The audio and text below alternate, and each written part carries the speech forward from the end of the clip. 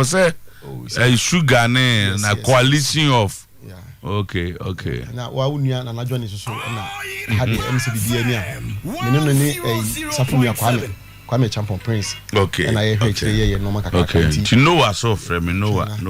Yeah. You know and also a big weekend though. Big weekend say some matters for no aye bibia in terms of welcoming Kotoko and I like Senator Tama Omako about March no. In terms of promotion they've done a lot of good work and it falls in line with na the biawoka say a basi promote two matches na clubs no omo fan dia omo and the DFA also omo dia omo ye and clearly some matters has shown the way the Emmy then say Tama this time around omo say omo aye standard and no purposely for the away team and Kotoko support the bia obeko bia no benya baby okotena omo come mix with home fans no and then omo determined said they want to get a good result but from more indication Kotoko want to go and repeat what they did to them here no say Kotoko ehye omo wa hanomo and omo say omo kokoto aso honomo na a better na easy o unze adbabayara o so omo dey ga first go but say Kotoko have to struggle to get that 2-1 win in Kumasi here but omo share omo no sir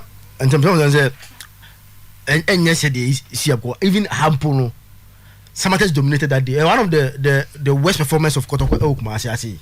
I mean, James Kotoko, Anya Kumasi, you know, you pick Samate's and Olympics.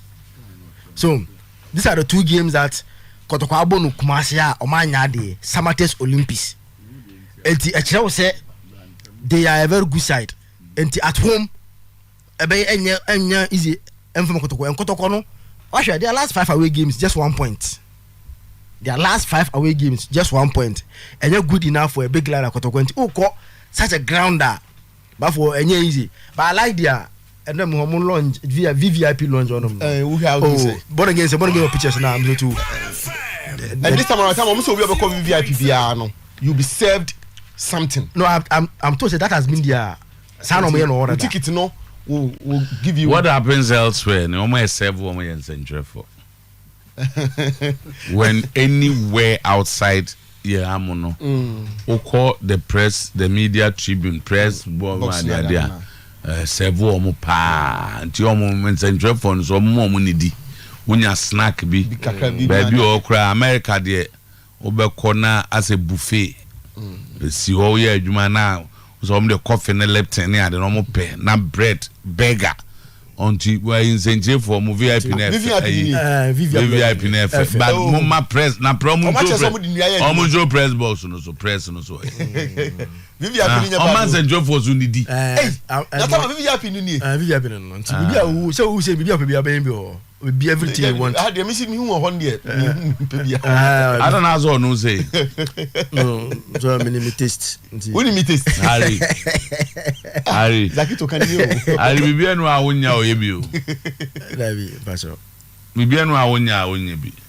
because me Harry over 20 something years he has never tasted alcohol no some means on and they dey now no club e dey above from nsan ebro e dey na wo wa o pa obi nya wo bibia he is everywhere bibia we nyina ade na wonye masa meko ye na man ko fasa ba o de yen so nke football ni ekwe baby Harry or a non-alcoholic person or no be that not that what try be as far as I know send you ko she baby na o ye bibi de ni enim so at say bia wa test bia that no never no asema okay no okay. It's not like wo hun crampo no me nka say ye di mo boss league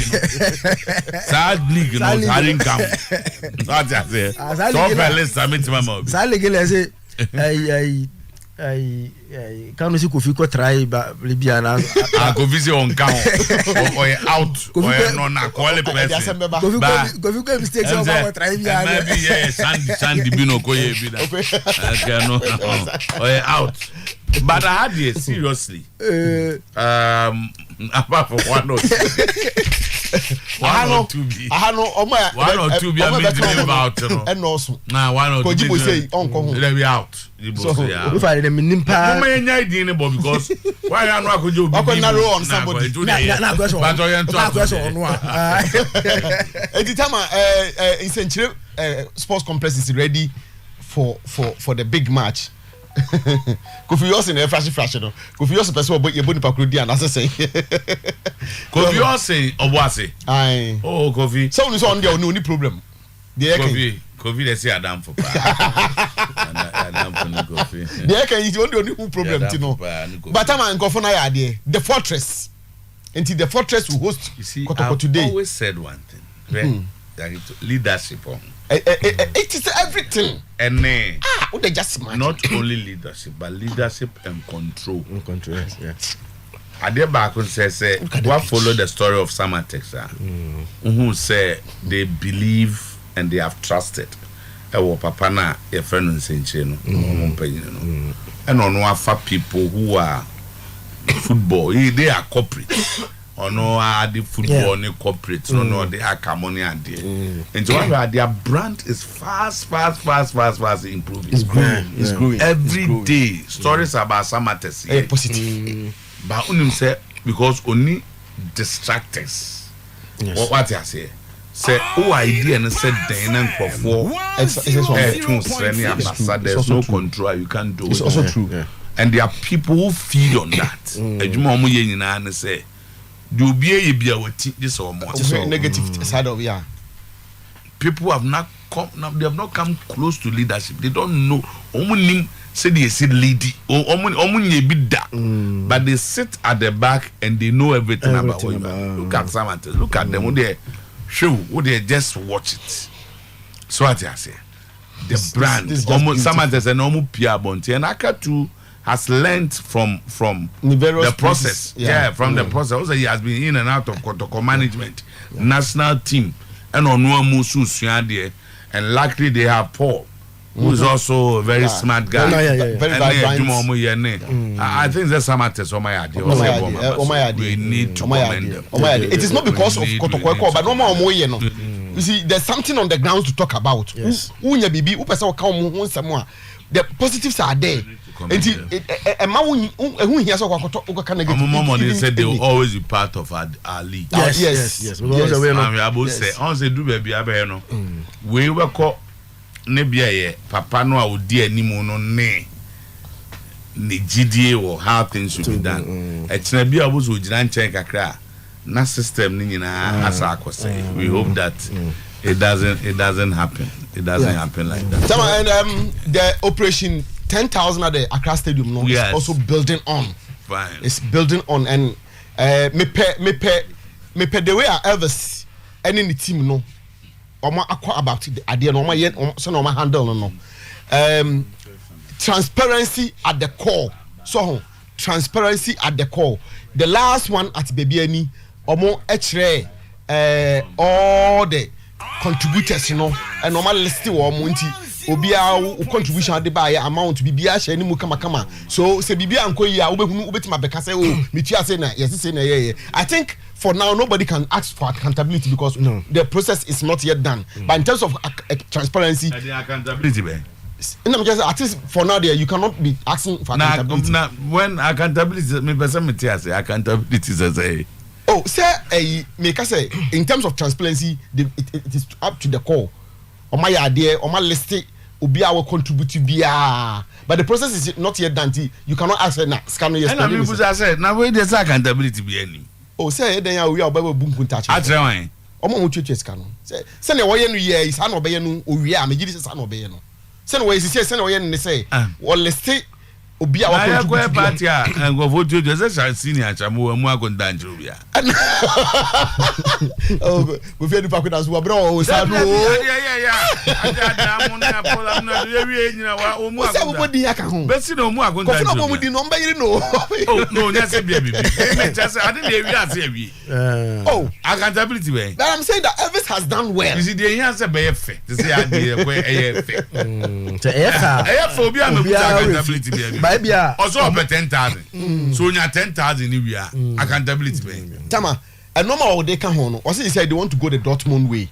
We are supporter who have a miniature flag intino ube wave balloons near there are other things and that one the almost say yellow submarine but almost stand will be antennas on baby wakra almost stand can see if you go to the young transit. Almost me be Accra, but I don't know. Who say Accra? No, I all about the Sunday, my winning. You are able to do it when the stadium is yours. Yes. So stadium you will be there. Yana restrictions not those. Yana that could 10,000 Chinese about. I now feel just move up before Yana Tina first not many for our big clubs having their venues, but over the period, no, my baby who said they should try something. A beer you will not get the 40,000. But be at least with 20,000. 20, 25, 30. Said the Bayer, Cecil Cromaja Stadium, but 20,000 will be enough. Yeah. Match I have a Broson, then you because you say, I asked for a meaning, what triggered it? All of a sudden, now Elvis, and then go for Edgigas. Into it, Kobe Jones, near after March, no, almost Kotokono. Elvis took Obama Kobe Jones. Who said Elvis was against Kobe Jones? The mold now we use against the coach, But I don't know the results. I then Abba. And during the celebration, Elvis took Obama Kobe Jones, and the way they celebrate, we know say no. You're back together. And oh, say a misunderstanding. Disagreement will be after say the approach would have been different. Okay. Then they are normal. Chairman Elvis, you're watching pay. Yo, legend, Major Musu, and I know no, Jina Super, the Obieka, your team, yes, I feel that. Chairman, operation it is saying 10,000. No, say, you wait me, I can say 5,000 be secured now. Legend 5,000, you beat me, I can say secured, but as to say, you beat me, I achieve 10,000. It's a gradual process. Okay. We are trying to begin from a moderate beginning because the records I want to say even against Kotoko Crown, that it was only 4,000 tickets sold before it be a free gate. Against Ibiana Stars, we couldn't sell even 5,000 tickets. So a moderate beginning, the situation is serious than we thought.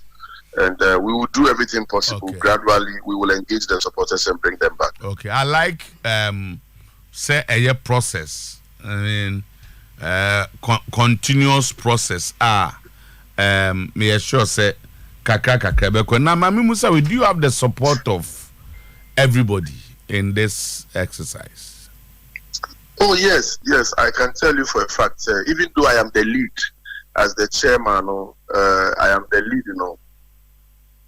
Even though I am the lead, everybody is supporting. In fact, I think 2 days ago, our PR called, Kobe Jones called me and told me, say, he also could school, based on his schedule, on also schedule. And me catch and so on any time, then what he can also do. Okay. Because workers, we have to admit. So be busy, I'll let me cover up. And so true to his work, he was on Metro TV. I also promote the same agenda, and other members are also doing their best. Sometimes it's the new PR and about out. Some of the executives, because of their jobs, you might have not even heard from them before. But on our platform, everybody have shown. The secretary even called me yesterday to, in fact, say a lot of good words. For the project I am leading, and that's very encouraging. I'm very happy to say everybody's appreciating what we are doing. So Chairman, this numbers now more penal.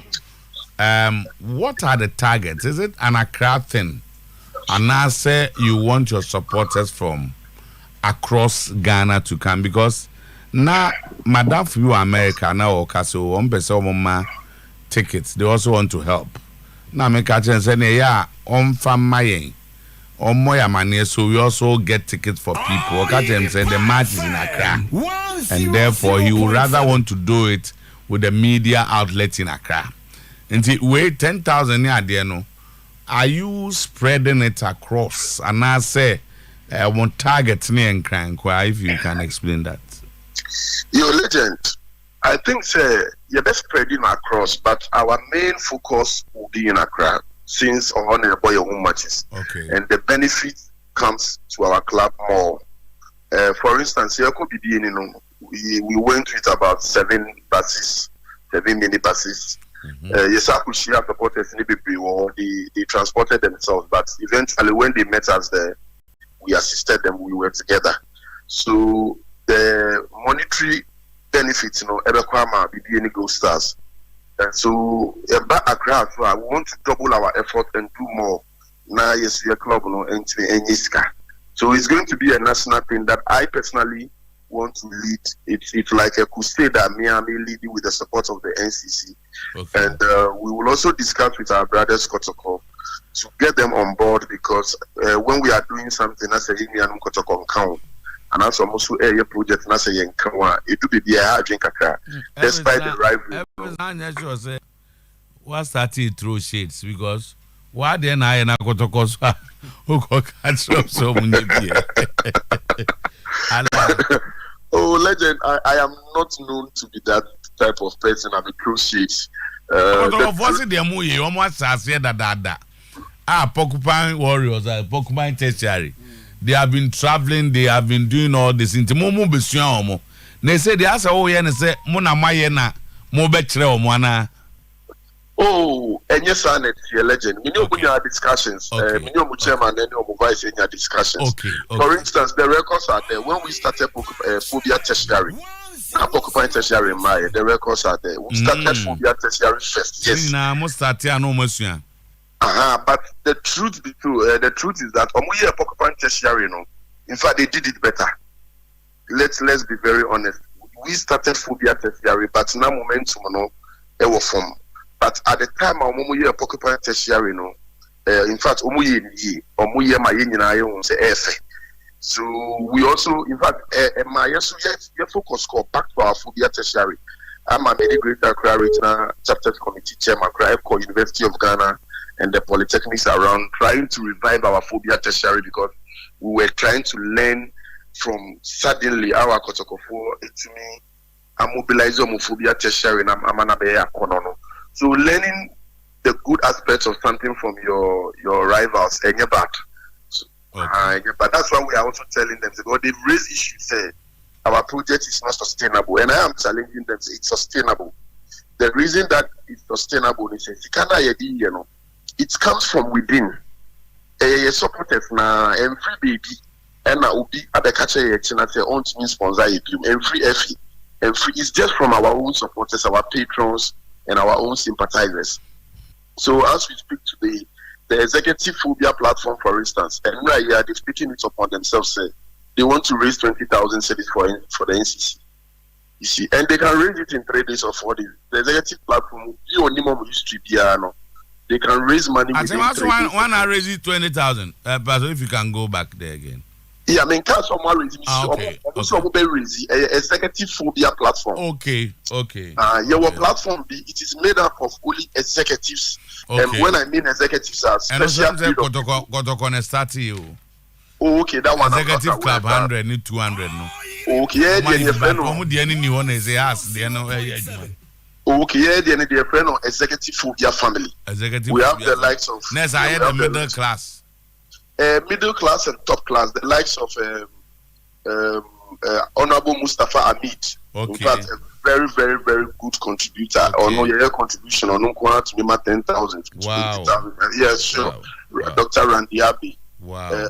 Everybody that matters in Phobia or at top level in society, they are on that platform together with myself and a few of the NCC people. So, Priyanura and almost started saying they wanted to support the NCC, and I am saying, say, target, if by China we are by God's grace we are so making a raise about 20,000. I know what they can do on that platform. Okay, because that was what I was going to ask, and I say in mobilizing Sikano near Diano at saying, but I think they all came you say money handicap. I mean, you are okay in terms of raising money for the operation 10,000 near the Sikano koyi kama.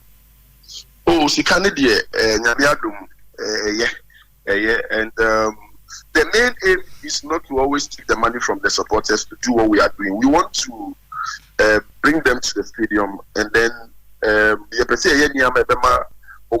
that entertainment stadium, because some of the discussions that you need supporters maybe So we are comparison between coming to the stadium and other entertainment events in Accra. Stadium is entertaining for them. Apart from the other reasons like ticketing issues, the stadium, the washrooms at the stadium, and other things. You know. And somebody even gave me a reference, saying, match when the players were coming onto the park, you know, as if there was nothing at stake. But Real Madrid and the Barcelona, the way the players' names will be mentioned, Crano, and the way our supporters will be Giabosono, that alone is entertaining. You get it. So, for instance, Nyamia Aduma Sunday, you free flags. Flags are the plastic rubber, they are shut up, but they come into me. We will teach them how to wave the flags. We will teach them. We don't want them also to separate. So we'll be going around to talk to them so that they can come together at the park. Okay. Because we'll be one of the party and baby, not 5 baby. We want to bring them together. So, and then we are also looking at other entertainment aspects. But I don't know, subsequent games are a category. A match is be a power crown. We are also talking to our management to bring us night football. Almost say it's a collaboration with the StarTimes 61. So we are talking to them because the whole of the season, out of Fucking Boss is being matched there. And the supporters are calling for it. So we've also discussed with management. Intelligent, what we are doing, the most important thing in future, no, mobile say more you also do something like the virtual seat and ABB, and I say no near their hearts. And I know that is for management to decide. And yeah, with the virtual seat, you know, I think it falls under management. If management engages the NCC and wants us to go that tangent, now that would be okay. But we wouldn't want to start something be a management to any priority for it. Until then, this is our own project to get supporters back to the stadium. Chairman, we wish you all the best. Why? Na your research na. At least the numbers you get, we get a progression after Ochna. More than 10,000, I think that the efforts are good enough. So, sure. Now more we are na money results. No, so I'm they say attendance na niyamu. No. Attendance affects results, legend. It has a way of affecting results. Okay. So, and we spoke to the boys, and some of them, I remember saying, any boys in Kasakale Bamankwa especially, expressing that is satisfaction of we supporters not coming to the stadium, and sometimes it affects their play. Okay. So, I think definitely now attendance will also affect their performance. It will also give us results. And I'm assuring the supporters against Kotoku Royals, we are winning. I am giving them the full assurance that we are winning, so that we will use that momentum to travel to Karela. Gradually, we want to pick the points, and we also pray say Diana will fall, and other teams some more will fall. Then we Diana never fall, no.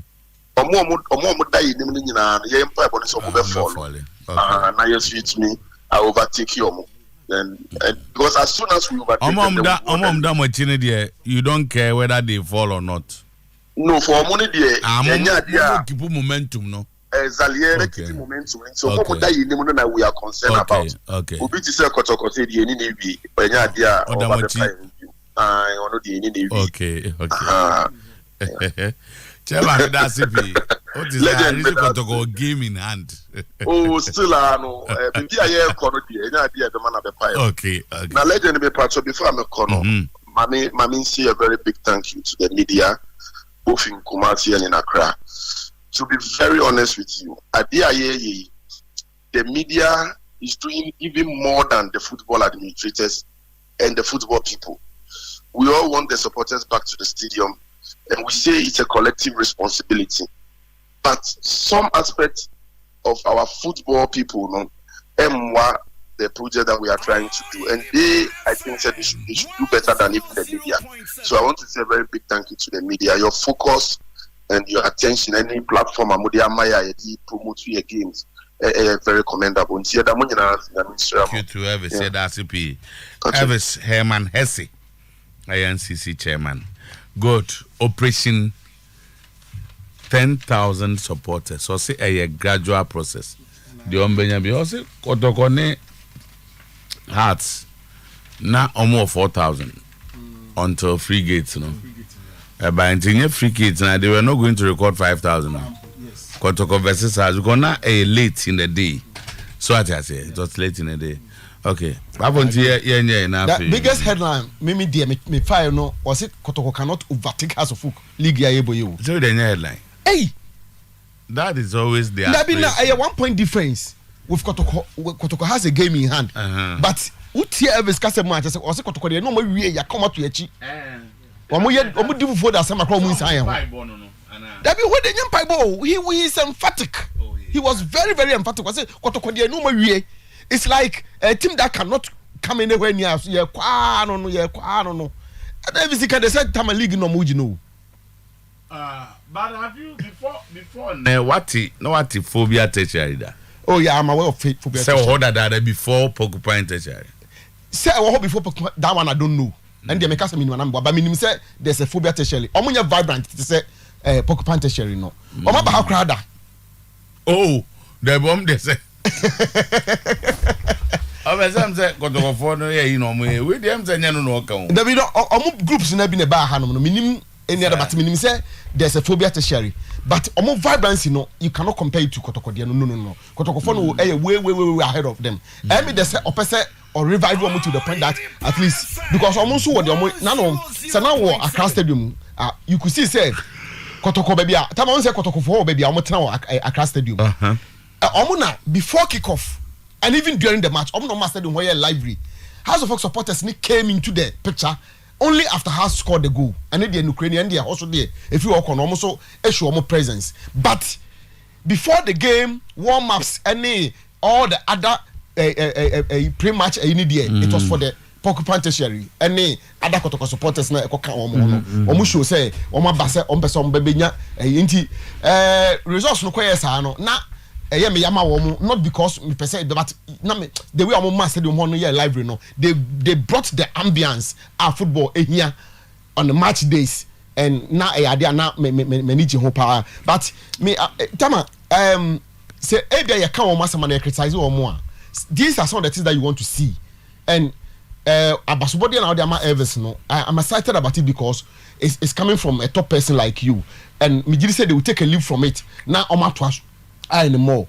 and me person na okache and say so omo anya even 10,000 na more money en ha omo nkoso no munye yen de better ha e part omo so de ne say omo de not long ago now we can leadership and now we can leadership of control and I think say Elvis has started showing that sort of leadership in terms of supporters mobilization and all the other things and for me that is their core duty, that is their core responsibility and he said oh yeah ni aboa no why ni and ye person your mo kono no so o chere mo anya 10,000 no kra no a na so munya 5,000 and above or more omo something that ye say ye bo ma ba so Kotoko Royals against House of Folk on any match day no tama say nipa na man no say omoni any Kotoko you and say o man no wabambu but I want to believe say na o maye no bigidi say e bi kono motima hit 10,000 no then they grow over it and the thing is good ye mo mabaso for that good job done na omo etibia that one say Kotoko Royals and has that was I think Kotoko home game e Cape Coast has show omo 1-0 but lately Kotoko are picking former omo try some by avoid relegation because now maybe omo dano enye the best. Okay. 2 good wins and going to Accra Stadium before say we are going to see a good game until and a fortunate and at the end of time Samates 9th position 30 points omo lose 2 matches out of 5 games omo bo recently but at home 8 matches omo lose back okra. So that tells you the kind of opponent at Kotoko. Now Zakito can the Kotoko away performance. Me say continuous. Continue. Kotoko at the 6th position when it comes to the away performance. I say if a team that wants to win the league, you know, and you're encouraging. KB come the 2nd, 3rd position. But clearly, so we share Kotoko body language now. They want to win the league and Mijidi say Town say Orlando Wellington still am say Zerbo nya MIA and so Orlando Wellington in the first match ono na na you what na bench na wa direct affairs ni I don't know man. Oh my dear say why ya pick rumors ni speculations around say ebia na wanya ma said danger said danger no there ensem no nanam chenchen but you hear say probably and it's me into us mama if me am into us ya fa no to hono say o that to danger na so be bad danger na so that o be bad say na o kan read there wo zakito that just say on a can we ni said no I na so be bad oh say me kopie ko bi so ana zebo na obi na obi na edi ana da bi na ye no nkan satan na so bo ana fa no ana fa no no am so ma bi ana na ko mo ne pese che himi oko no so o de bag no o de free kuma na so pa oko no unze bag o de ko full plane ko ya bag no so pa ne de semfa and okay ni be e dey asem na esi anti uti asem na ne nyama no o sa ni nyina oko no unze me dey na esi o se maybe is inse we abia ne ba no ama na anya ne ba na da na me dey asem anya dia obeto adwuma no so and e dey ntra sense and for na more my information and ye tie for ne and ye busa say then na matinti a more my information na ye de bia to ekotokom tama dia me de matic kakra ne say say wa ma na because bia I say na adwuma no enhye dan so anim bebre sa na je so obi na yi na die adwuma nso ani a enya di wa obi o ya adwuma na adwuma nso ani ono afa ne bag say tama nya di pese say economy no kotokone ono betima kɔ bankrum say okay wo de do no obi anko ne ba bi nti no makɔ sa bankrum no I don't know yet to say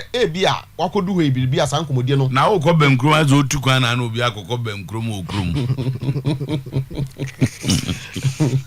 na tama wakodu krom na aba na adwuma na ho ya wani nyia say wo beka ho pre no but I'm saying say wo say bankrum say bankrum dey say we have mutually agreed na sa no osusu omunya agree sana ekeka ko de yen kan say sana ekeka ko say anhwa na bia na wansa ma meto adwuma no so for what then why and ye can say ne modern no nya de a o say coach modern na say na supporters no kwa charge akọ training grounds o want coach first season no league baby adui em say the other so grand 10 points bi asa say ball na wo bo no so ka ho ebi ni say ye ka say away ball away wo to so nsia ni na cumulatively no otoso saying em say sisi akotoko da fifth ho ana fifth with the game in hand say game in hand every discount or send them or discount every can game in hand was also no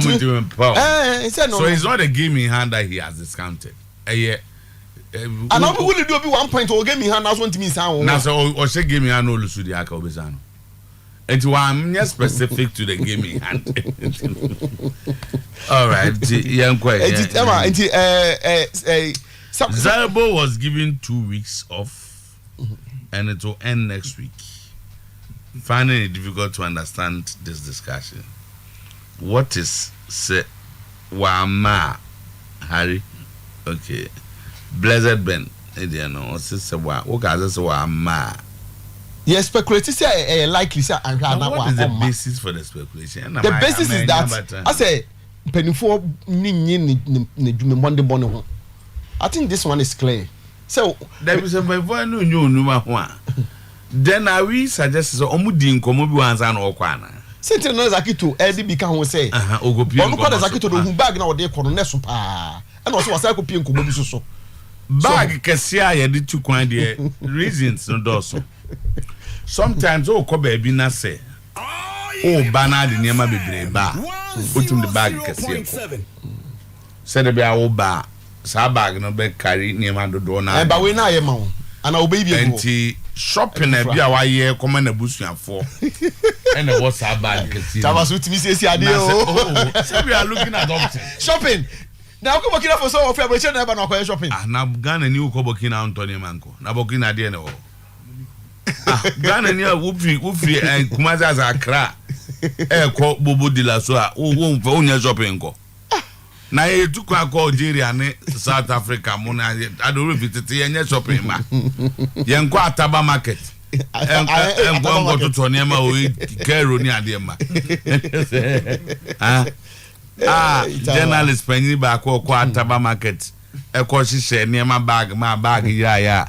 Eno ye bre. Hey, every minute, how do you come on or say, Obo, Ibi, no, South Africa. Mr. Price, and I was the Amazon. Mr. Price.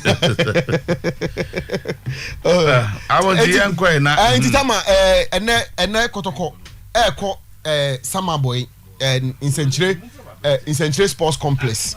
And idea is going to be a game that definitely, no, you expect, say, they will sell a good game for us. Tama, the pitch is ready. We have more pitch now.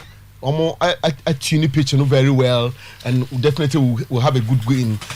In terms of all the other factors now, be my good game. The Omonia aka two teams, so I'm best selling good game on the field of play. The ama patrons, no send a beya. Send you never say ya grown ya team ko nanim no. Etimi akọ kama and I encourage me bought Samates Penifona Basso at least with the kind of preparation and send almost selling match, any other. Then I want to believe say or make me a Philistines, That's a big question for you. I was say, okay, one power. And you free Kumasi Concan, I could try deep, Manua. I won't talk because I Kumasi. Or seem in Toshi. I was say, so you go there empty handed. Bacho difference in one question more question difference being the woman. Send the other party. When the bag was a bow for a bag. So it means that the bow has been here for months. And who took Coco Sound were bushing for obey shopping their court. And you think that okay. And observe okay. Utikumasia were bushing for one crying. Well, you know, one crying. Must be one crying. Shopping and just how so be free abroche banase or top perfume brewer and now down with top phone every abroche and just a phone in Ghana how what has it and kwanswa de na efe se Ghana me ko yi amakoyi coach ya me coach kotokoyi me ba me niemani but for I won't talk a year in concrete. I no brother be near my out of VIP concrete. Ghana Yamaso do not have a simple Burkina. Oh, yes, Burkina Diantia, only man after the conclusion. This is bag. The conclusion it says a bone or a Kotoko coach. Yenti, so on a Kotoko for Simbia. Na ni bana film ena okwa ye ye no a na mzo kotoko forma na otwimienu okwa so mza afina na otwimienu no beba nti owi a na se ye no atoto obeba se nto obetim ko asre time ni bi aka ho kopem se tama obeba na no Antonio Conte okwa se juni ade omkwe won koma be mienu eno bi aka so mo yi nti media speculation no say permissible. Why not? Okay. Why not? But after the events speculation, we also allow to comment on the speculation.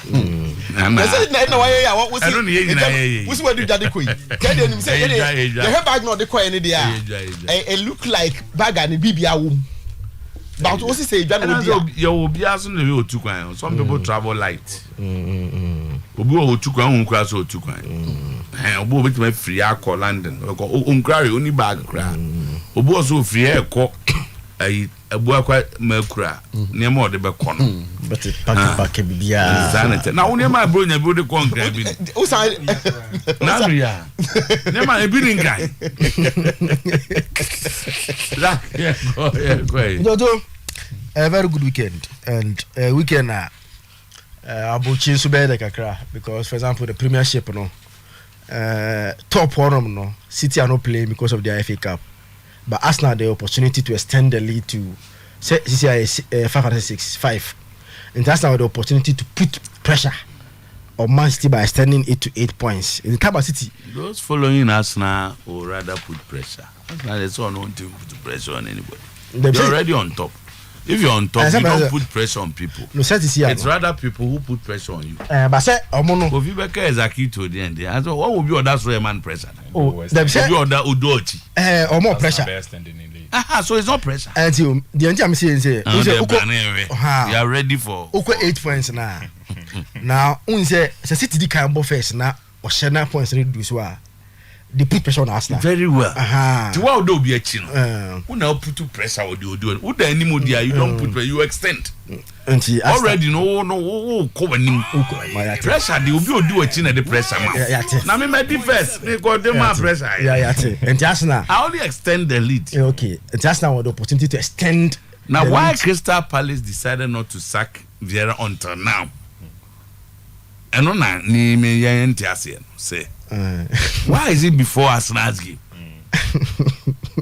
In Premier League and new coaches and coachless teams, how they have behaved, and considering the fact that Arsenal morale and everything is so down, injuries to William Saliba, Tomiyasu, and then how to get Martinelli back after that not so important miss. So, and only problem now. No, unse watch Crystal Palace Kofi. They are winless in their last 12 games. But okay, little table now say, baby, I'm there because I'm in danger. But if your points and that means they are in danger. Because per the league law, Crystal Palace at the 12. One more danger and so what. No sir, asana me, asem ni eka. Premier League one any. If I should team be analysis for you bala. See on the go so the danger got to Crystal Palace. So they should work themselves out of danger. So, baby, I'm done. Kofi, I'm 12 on the league log. It's all fun was a bot 20 league game league. No be 12 there because so be odedenka or safe. But so free 12 for them no. Now you are going to use the points to determine actually they are 12 no more than almost 27 points. 27 no. Team now that 20 no. IS Southampton 22 points. And 27 22. No, I feel no better. So and they are just 5 points per from Crystal Palace another 12 no. And the last team IS Southampton. But who show from relegation now? They are just 3 points away from relegation. It's a run of 12 games without a win. They think say 12 good games so and 12 games. They've lost their last 3. Brighton, Aston Villa, Liverpool. They do Liverpool. You understand? Brentford, so Osha, Newcastle. Teams now no more Southampton. More Southampton was 2-1. If anything, ever the crew was always back on them. And the thing is that even teams now on no air preno, Vieira is struggling to beat them, and you know. We have to activate BB and then we have to give some kind of EB and they are coming into the game without a coach. Let's say Arsenal there. Na team coach Mashano. Na team only coach na Musoro. Me nim why him so and pay team omo coach is Mashano. Na Vieira Palace omo coach there. So they can nya asem bia. And me aduma Crystal Palace are coming to this game without a coach, but a woman here, Mr. Otuo, Crystal Palace are like undefeated, right? In their last 4 away games at the Emirates, are they a woman here? In their last 4 travel to the Emirates, as I mentioned, Crystal Palace in the league game. Last season, on about 2-2. Season earlier, Ombo goalless draw. 1920 season, Ombo 2-2. 2018-2019, Ombo Arsenal 3-2. And in their last 4 visits to the Emirates, Arsenal to Crystal Palace. Now they are coming in. They are coming to the Emirates once again without a coach to see whether their season can be saved from today, from tomorrow at the Emirates. Because just because we be no baby almost no almost in echo into a game that be in year and I'm so what Arsenal what again Arsenal conceding from corner kicks this season. So on your screen before you World Cup no now Arsenal bought 17 games I could see just 2 goals from the from corner before you go World Cup no. So Arsenal were doing something right from the corner kick. Only 2 goals conceded from 17. But after the World Cup, 4. So to end that no. After the World Cup, from corner 4, something is wrong. So it says defensively, how they are defending set pieces, you know. So set pieces, you know. They are Kofi. Because now they are considering for set pieces to do and teams there who consider from set pieces you are in trouble because in the Premier League, you know, how are bully and how are cross never no. It was said at a young Wajuma to stop those conceding goals from set pieces, you know. Now, Mzoto, I don't know Mashe to win championship, you know. Saying you need luck at a point in time. And to watch teams now on the championship in World Cup, Champions League, most at one time the person will need a luck along the way, even though you are there. But you need that moment of luck to push you to add to your modern mono na carry you. And Arsenal show that sign. So at the end of Arsenal, they are playing very well. But that thing so no and na push more. And you share now you am Fulham. Now Fulham most important player was suspended for just 3 games on game no Palina. So born again ever my Palina. This is in the Premier League now. Mr. Tom, why his miss was a huge one. Any Kofi on your screen. I'm sure you are listening. Yeah, very sure. Yeah. And this is Fulham with and without Palina. With him, 24 matches, defeat 7, points per game 1.6, goals conceded 27, average goals conceded 1.1. Without him, you know, Mr. 3 games, 3 defeats. So 3 games with that team, 3 defeats. Points per game 0, goals conceded 10, and average goals conceded per game 3.3. We been better umami kwa meti mabusa zaki. That is just we do. So so kasa. One that's mo be reason bia. Me tunu why am in. Has Fulham ever lost any game without Palina? With Palina. Palina wabobo ama Fulham lose da. Wabobo ama lose. 1 7. So 7 teams now they better than Arsenal. So Arsenal won against Fulham because Palina was not there. I didn't say that. Then what are you saying? Yeah. This team was beaten 3-0. Palina, how many hat tricks no? And your game ended 1-0. On the make a no. If the game was tight and close, that is where Albert Marcus said, oh, if this guy was there, he could have made some difference. An emphatic trainer, a game Arsenal could have won 5-6-0. There was no competition. It was one player and T. And Arsenal lack a share. One I made any more. There's a kid to me no. This was not a game and you close. Like I say, Fulham put up a challenge in Tibia Palina or what? It was 3-0. The Akane pass. Was it Palina and you wanting Arsenal and lack? Now, better champions, but you need luck. So Arsenal had luck against Fulham. Okay, now about the championship, who say go a VRG? When you Arsenal were robbed against Manchester United and Brentford, Nasa luck never. There no so a luck and I ill luck and I bad luck. That didn't ill luck.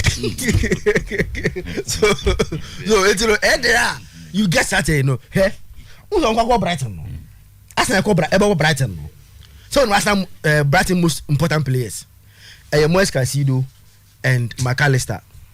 So okay, the Arsenal go here. I'm compare Caicedo.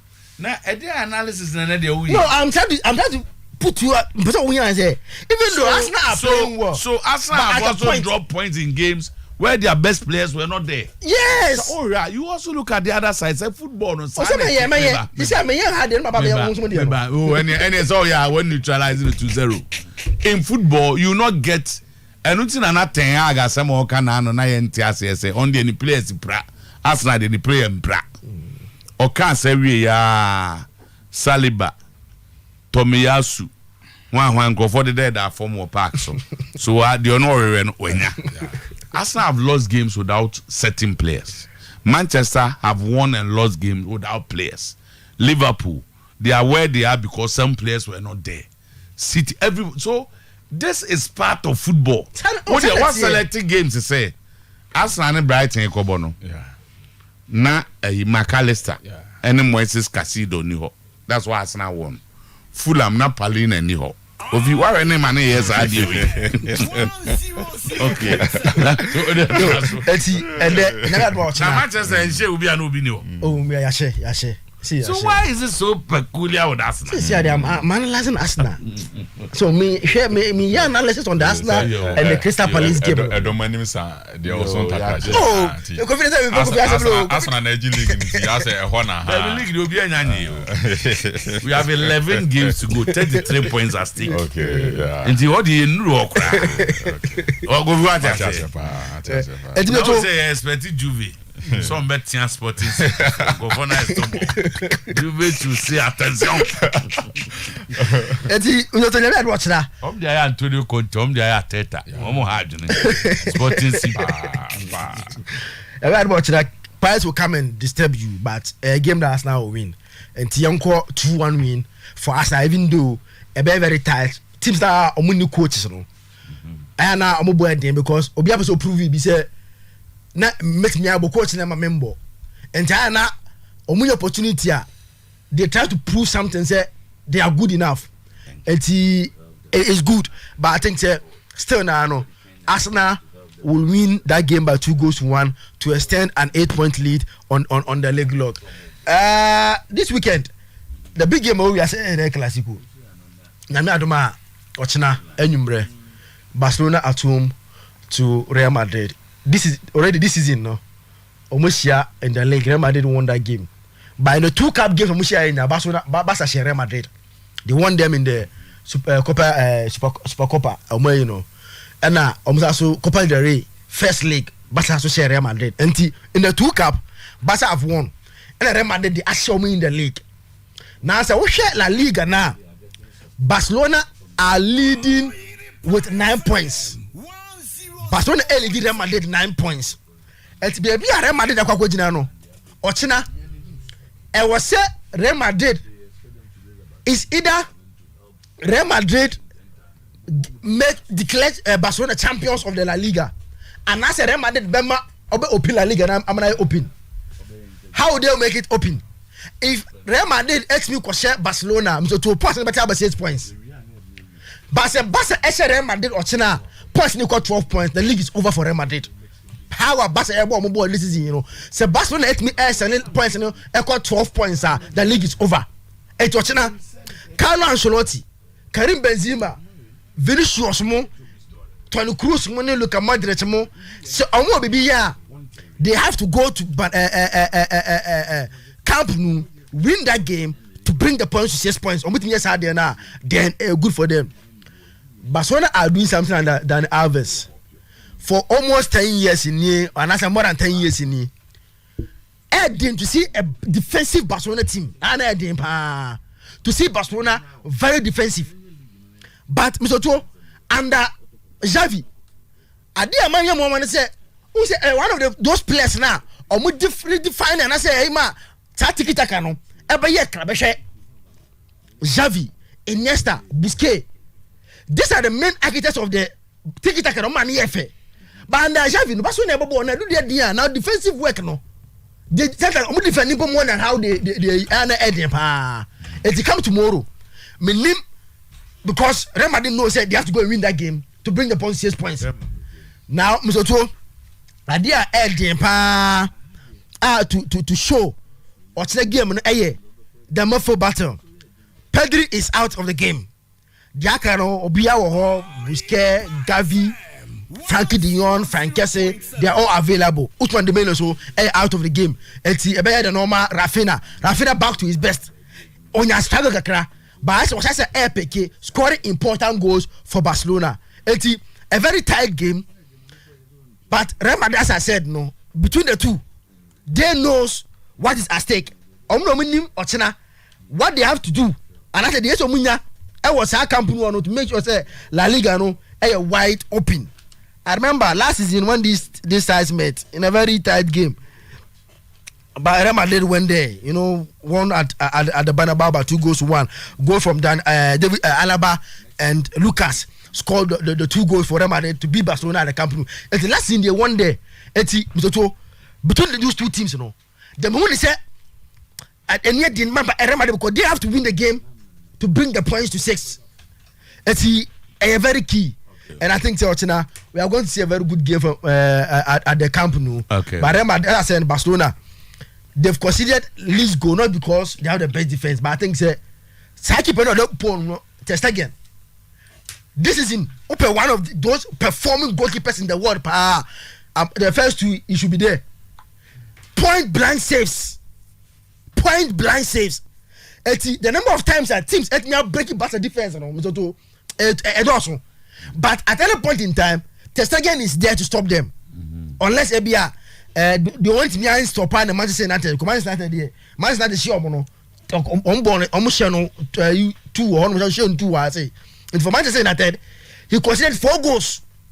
And teams are not punishing Barcelona with the numerous chances that they are able to create against them. And Real Madrid team, Benzema is not at his best. Why should he pay? The Benzema we saw last season, and then we this year. Chances are also, it's a very tight game. But I think a game that Real Madrid will go to Camp Nou to win that game. It's tight there, but Real Madrid will win that game. Mate, go view Banazak. Abranti be the Ken Badju or Yamuasi.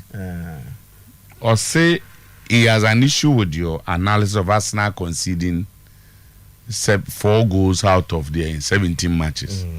Or say now or expect to say ube add the number of set pieces Arsenal concede.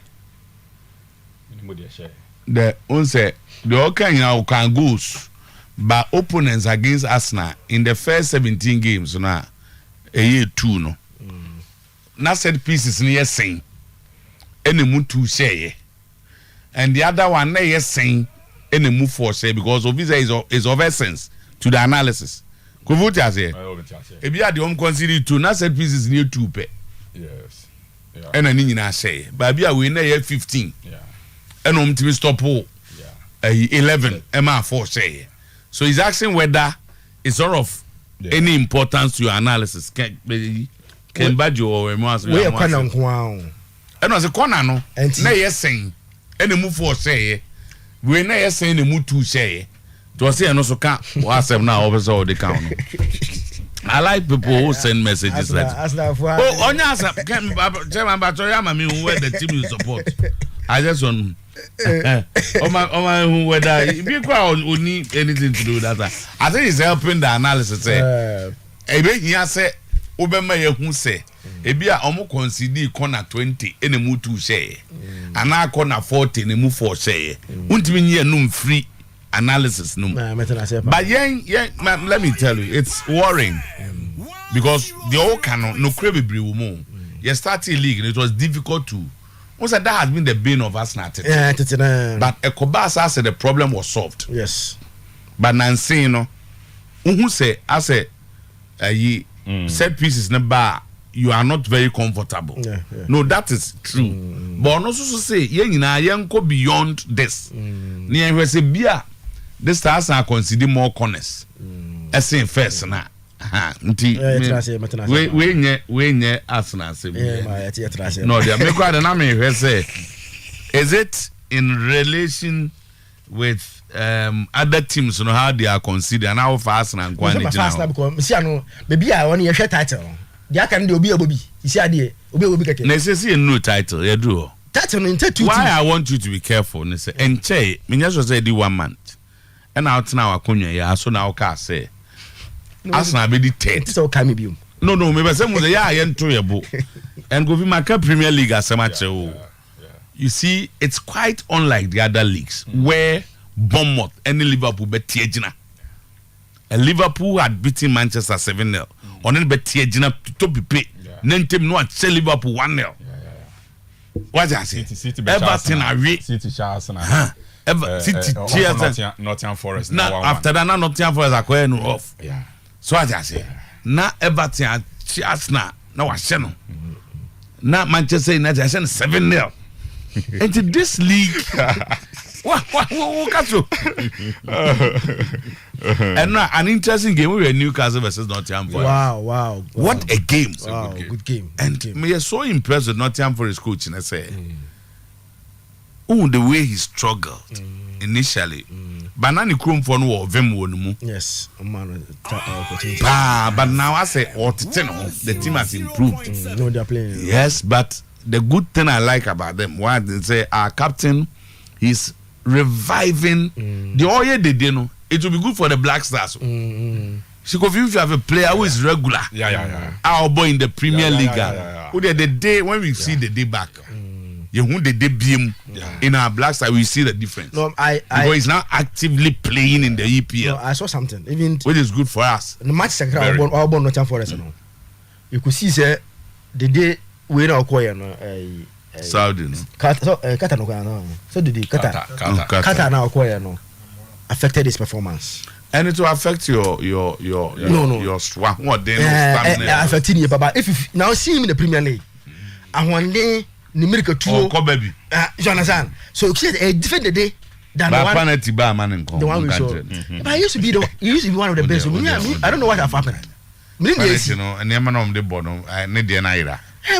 No, yeah, the pound. So, boss, for very long time, no missy be the. But he has made the last two. No, so the day confidence. But no, that kind of a penalty taker now. Utum say obeshe. One say you mutu. There's so time I blow the mobile penalty. When it's obeshe keeper. Or the keeper number 2 baby. But who else about penalty say vim and a man say but I think say the Premier League is interesting. Bobby, you quite draw no. Said no man now comment. You play versus Sporting CP. Yeah. As I found the same fan 20. Them go for nice trouble. Yes. When you so Guinean born French no Montiam man. The way omo born. Yeah. More. They control. They know how to play football. Yeah. They have a very nice approach. Yeah, they know how to. When to open up, when to close the game. When to push them to penalties. But how exactly to lack an Arsenal? Sporting for an cancer legends. What are Portuguese teams, you know, or more Baba feeder clubs at the European giants. The number of players are almost produce. And this is the stage I don't be sure more talent.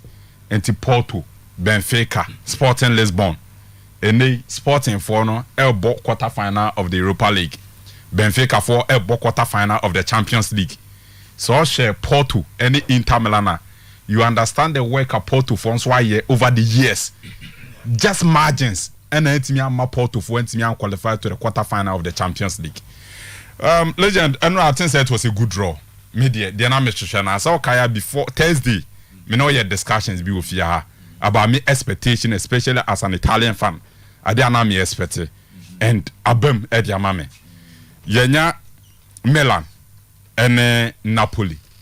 What it means is that Italian teams, and I say Italian football, we are sure of semi-final of the Champions League. We are there, and the Italian team will play in the semi-final of the Champions League. Now, me pet that situation. Say best Pozu, Milan, Inter, Napoli, Ediakoma, Bayern, Madrid, City. Abredia Mikacho say a very extremely difficult. Thank you, bet me and Mickey. But let me hear Drona. Very interesting. No, sure. Milan and Napoli need the Mempai boy about Cope. Medical catchers already we are in the semi-final. But I'm only hoping. Says I fetch an Andrew no. Na Odogu Empire or a fit. Victor Osimhen. Me bomb pass Andrew Hono. Odogu Empire. Odogu and Ojugu. Odogu. Yendru hono Nigeria for sanom friend Odogu. Ojugu. Anyo Ojugu ya na beka Odogu. Yendru hono no Odogu ye fit. Na kwara tell ya fit. Na Fikayo Tomori enso ne Kalulu ye fit. Nya kwa Italian quarter final of the Champions League. That's not fair. Pacho, I didn't know. I don't know be any more for any fido be defenders in your. Oh, say at the moment, somebody can catch us. Victor Osimhen, and Kwaratelia, these two players, they are the best duo. Yes, this season you pay 2 pair. Forwards so only the team the attacker. And the measures are attack na the best duo no. As against the defenders of Association Intelligent. You better Kwaratelia. Now similar attackers and the only one against Napoli. One say yenya Jumin Kai. Yenya 2 best attackers of Milan this particular season on my so outstanding. Kwaratelia and now all can say Napoli go through your favorite Italian teams will have the chance of going to the final. I say Milan. Oh, the legend. Napoli versus winner of Inter and Benfica. No, they had you. In that case, you may see a proper Italian opponent. Legend had you. Satama MNS Nijana and Nasono. Messi Neymar Suarez. And I BBC Jana Nasono Benzema B Ronaldo. Mbajata say.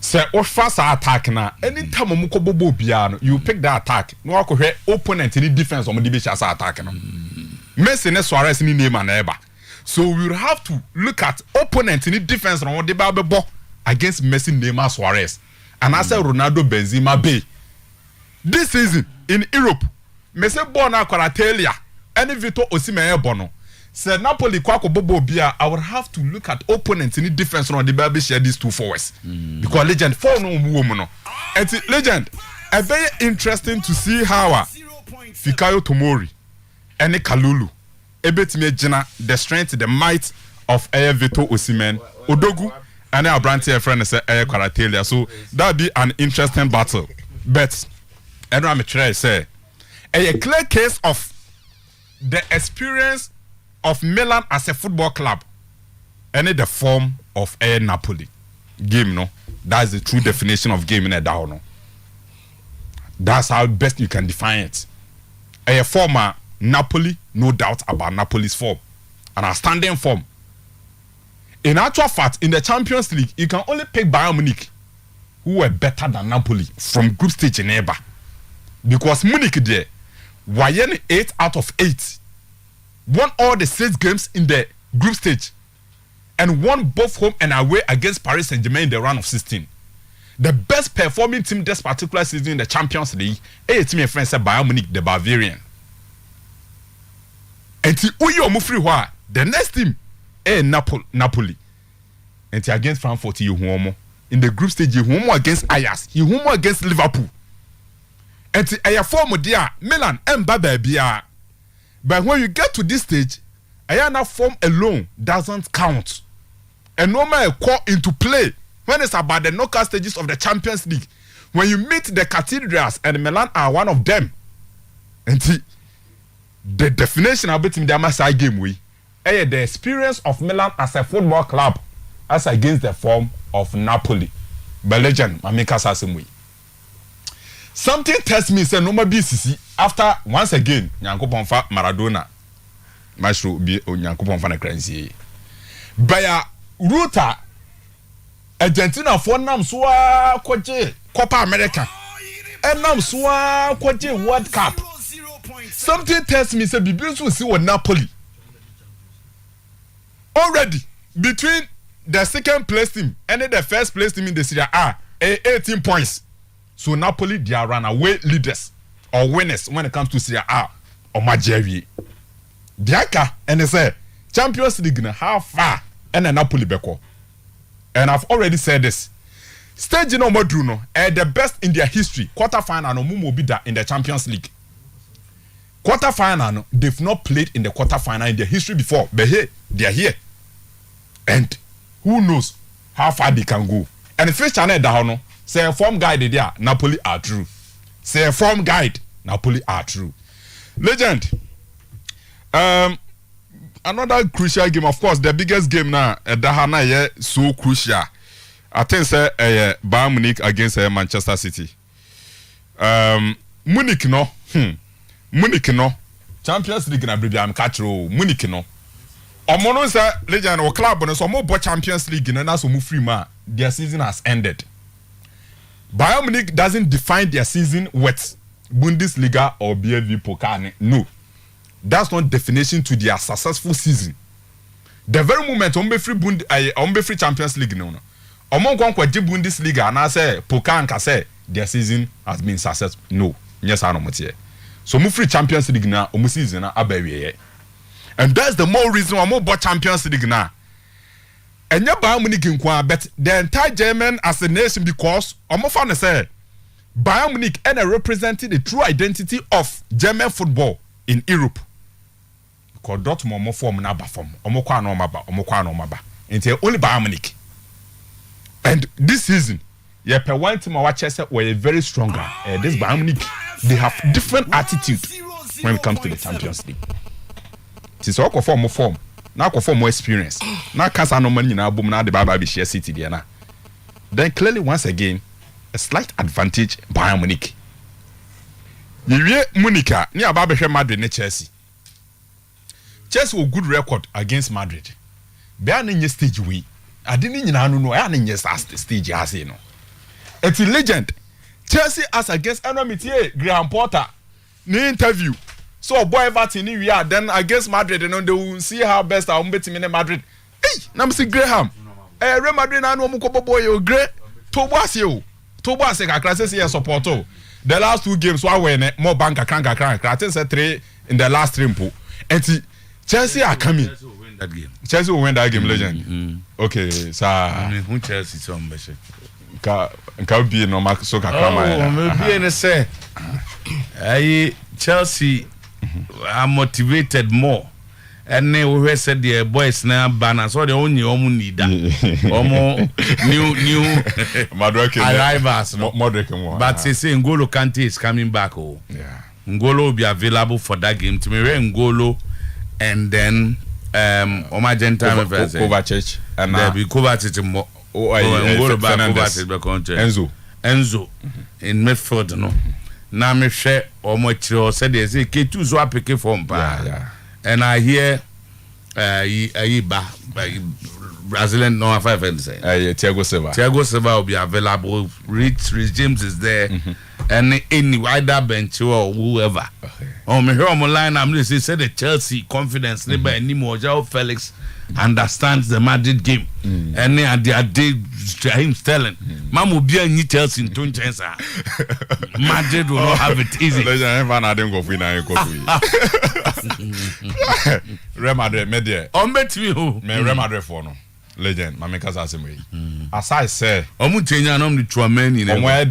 The most successful club in the Champions League. Ma yina ye respect to omo no. Me dem more special respect the more because Champions League na kwa di Juventus afaso no. Omaji 2 Champions League titles in every and semi-final. Omudru Champions League na omo ni sibi ombombo. Omo La Liga no is different from omo Champions League.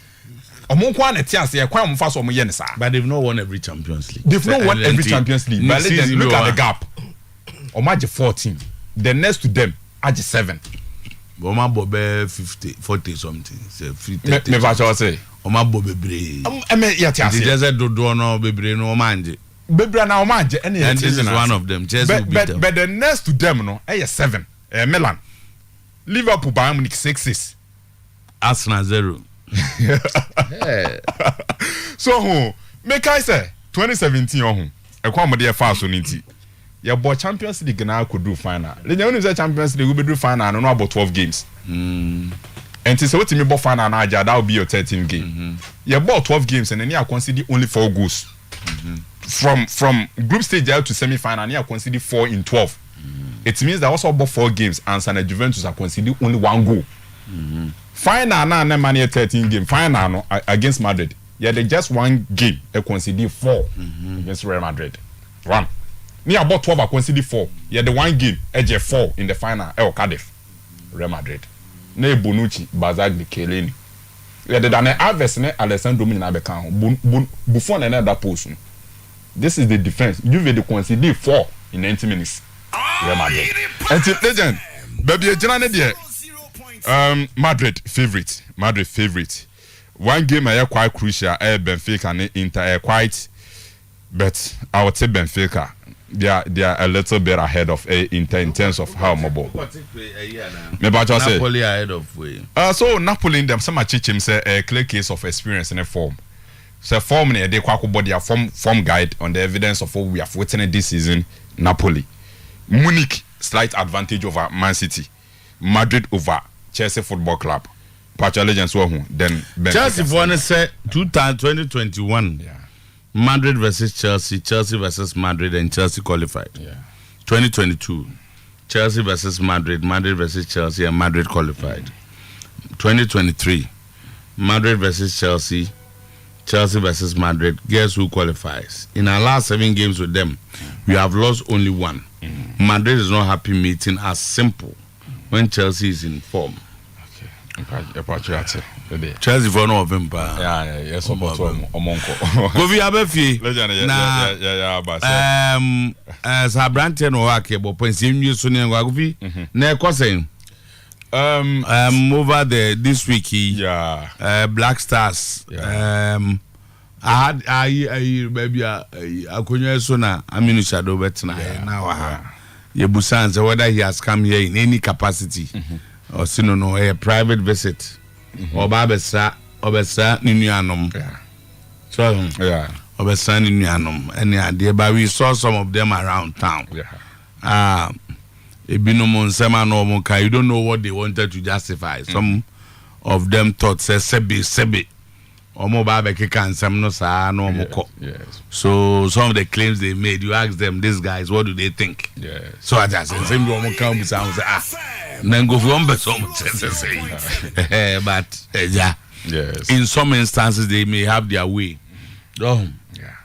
And as is operation 10,000. I say uti Evisa obeso chese they are not getting the 10,000 tomorrow. So if you listen to me well, because Ose Kotokoni has close to the game no more 4,000 until free gate. And it was Kotoko versus us around 2:30 to 3. So if against Kotoku Royals, what put to effort there, you may not get a 10,000, but it sure say 5 will be your metra. And hope say subsequent games will give them those numbers. And Kotoko so could do a boy say ready because we are summer test for so mabaso for good work done. Paul money and the Mammy say Paul causes about Paul Yatis say mo better mo concentrate on the game. If that is your position, we will respect it. We will respect it, say because this is about the most important game of the season for them. You know why? Also I can team prove be betray a boy for no say yes, Aka is a known Kotoko management member, NCC, high senior executive, rising to vice chairman, and now unknown Wakobo Nejawo, Samra boy as a general manager. And then the team now are supported from Unkoda Brimuno. Eba. Now Omo Jide Omu. Say the Ombes Omo you be able to do it. So against Kotoko today, it is up to Aka to prove say, look, I'm now a full-fledged Samates person. And and a true professional. And Paul Money and there's a big one today. There's a big one. But also maybe I waiting better. I mean they've really promoted this game. We're branding near there. They are fine. So we have issues here. Of course, legend. And no man does bet. Asante Kotoko trip to summer test will be an interesting one. On say Yedi can Asante Kotoko away from Mufiase. How they've been faring this particular season when it comes to Asante Kotoko away games or mobile as compared to Omo previous years and especially last season. Kotoko na away games na no wobon. And a ho enene Wellington mo or some no chiri bibi. If Zerbo any available and around for this particular game. Matome Boasa Summer test for no. Aside cashing in this happens to be their Coco season game. Aside cashing in, they would want to make sure say 3 points no umbetimi age no their mom supporters. It's a big game. The baby 12 was are discussing you going to Masha Kotoko squad no de ko nyina say some appear there when say everything is done. Boy so abebobi. Yeah, T on there. T beto e boss ni afa. Legend Rashid not a situation it was he able to no on cut him. So he has not trained. Okay, so not in so part of the team. And say Rich Molante modjuma e agadas modjuma e o mo an ekwakoye adwuma na dia ma Asante Kotoko e wo ho. So legend is a crucial game. Mr. Elvis Herman, legend run me monitor platform na House of Food platform be. As at yesterday, no money 11,000 something. 11,000 supporters. Sika na money, sika the amount of money. Who said they are soliciting for funds jeje nkakran craft from various supporting groups, you know. As at yesterday, figure be a no. Now House of Folk supporters in 11,000. But they shouldn't give up. Who said the idea is a very good one. 11,000 Ghana cedis. My mom from Sketua Crowd. Who had the folk? Yeah, as at yesterday. 11,000. Say man 110 million. Yeah, as at yesterday. Now the others mo and say almost supporting groups no. Koko no bi we twa bibia no. No mo di odi ahye ho, no mo di figure na ahye ho. Enti no no mo ye na mo calculate no mo nya 11,000, little over 11,000. I'll try to get to the exact figure. Little over 11,000. Okay. And na House of Folk. But I believe say omo push it harder, ebia they can get about 20,000. Ombetimi 20,000. Then omo beba stadium on their own as individuals. Omo de nyesika no mo fa nkwankoma Elvis mo so mo kwakwa ko 2 tickets. Nemum omo do beba their own capacity ababa be game no. And they shouldn't give up at this stage. Omo nkoso. But we support and so a. Eya mamo madwuma nye too difficult. Enfama the leadership. Mo madwuma nye too difficult. We are all here trying to promote the game. We are all here trying to encourage attendance at our stadium. Mo leadership na face on my battery so say omo beba mo doorstep. They want to provide buses. Omo person yesi. Don't relax. Ayana, I do not appreciate people a legend. They will always stay aloof as a shame for me. But the very moment a Bibian Koye or club or you're the first person to criticize. As a folk near media, die near dear club. Legend, how can you own a club? What's a club near Odia? But Bibia club near Bia the same previous and found. You don't appreciate anything a club near Bia, but Bibian Koya, you are the first person to criticize. So what's the club near Odia? Mr. Elvis, and the leadership of House of Folk NCC say this is a game of fan operation 10,000. But legend 10,000 or mutimina 5,000 and now on Elvis here you know. I think that will even be a good start. Could go 5,000 so mutimina 5,000 and that will be a good start. That will be a good start. Any bad. But once again, it tells you baby baba drew. This is a game supporters should be yearning for this particular game. Baby are here. As a year patch or yes, what makes you a supporter? Chairman, go and support them. Go and support them. So what you say, what you baby na say for 1 or 2 reasons, I've seen them providing some Momo account to be. What the year no more recognizable. The chairman no air trust baby be a bema amount when you believe in what he's doing. And 2 years ya no provide the figure the amount no from has no do diasha no just to try to be transparent for the supporters no more contribute no. And the House of Full supporters. Mama because legend normally will be the initiative be say ba that's one suma eventually na bamabu. Why ba kuje mienu ya miensa na onya response na open na bo say eventually na bamabu no agya de na to. Senior adi we baba bigina. Na yes successful. Now poor club na friends House of Folk no. We your supporter Mr.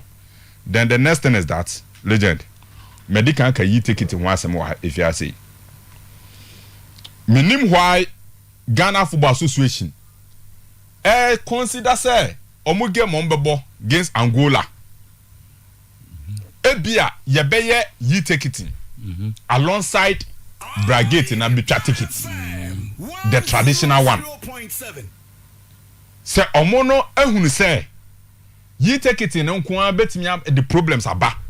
Encourage supporters. May nya san numbers na ewo ho a. Minim why a clubs no still na omodie ye take it in no is the only means abetim their stadium.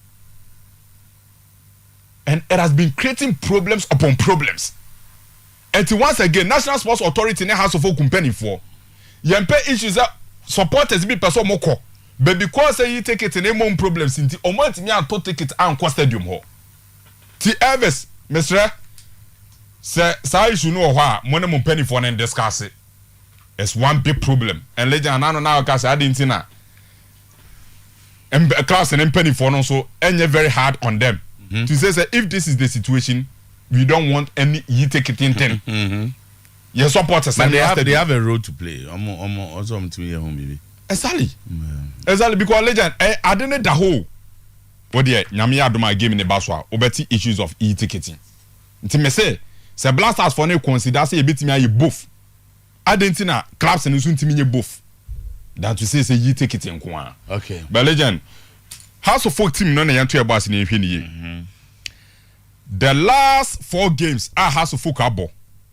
2 defeats, 1 win, 1 drawn game for House of Folk. Lost to Adiana Stars. Lost to Olympics. 1 against Asante Kotoko. Then on my last game, against BBN, House of Folk no pick 1 point. 4 games made 12 points. House of Folk pick 4 out of 12. On to 8 points in Atuagu. Say, we started a program like this, Operation 10,000 supporters at the stadium. Now supporters contribute to Accra, Eba Stadium where they will demand value for money.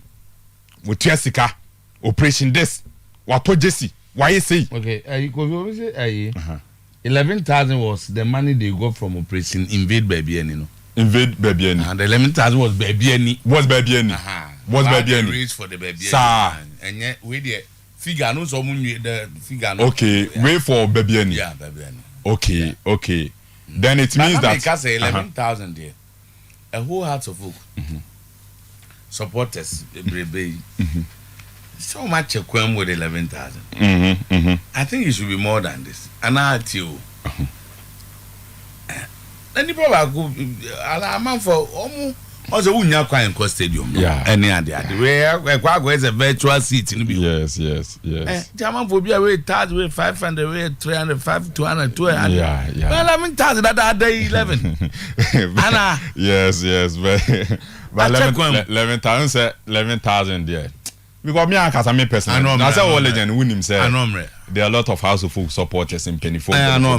Beat me at 10,000, 5,000 individuals. So beat me at 5,000, 10,000. Oh, they no offered. We beat me about 10 people, 20 people. Beat me. It's now say another strategy because to raise Sikadi by 11,000 there.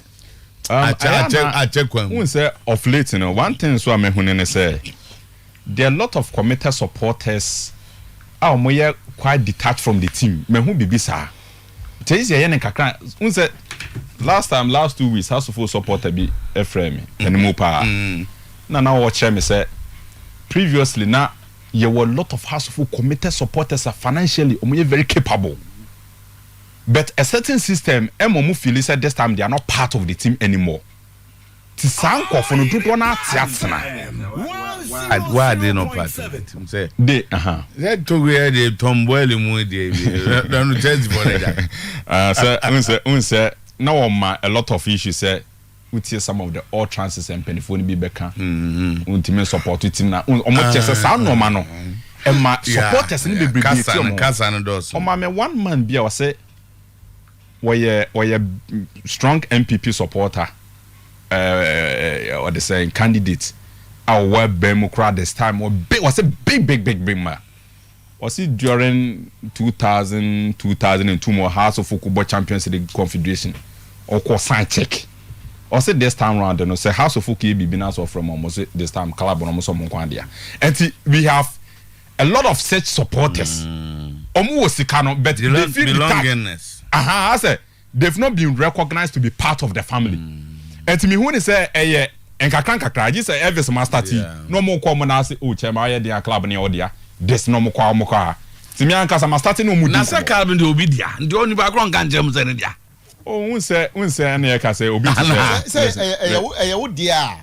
Uni nipa na ye. Say almost so obi so na. In terms of ownership no, per the structure as it stands today ne bia overriding control. But uni nipa na ye.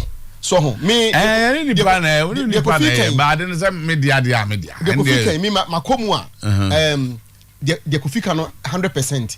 I realize say unfortunately for saa nkofo no omo a unse omo nya nkofo a obi okra be hye yi nanim say ebi a me yese ye nkofo omo ko omo ho no na omo de emo na omo de boatim na ma wo mo those people no enso so e wo the other side of the divide and the so be say any dia message na you don't support but dia they said that's not an issue. I mean any dia all of them shareholders are the owners of the club. Yes. A legend. And you need shares ni bia on count. Dina ve ni ebe first cabra wo dia. What is care base support? Once na all can be but the cabra say utie no. Once na all can be say the all chances of some of the people now more hem of affairs like you see them running House of Folk.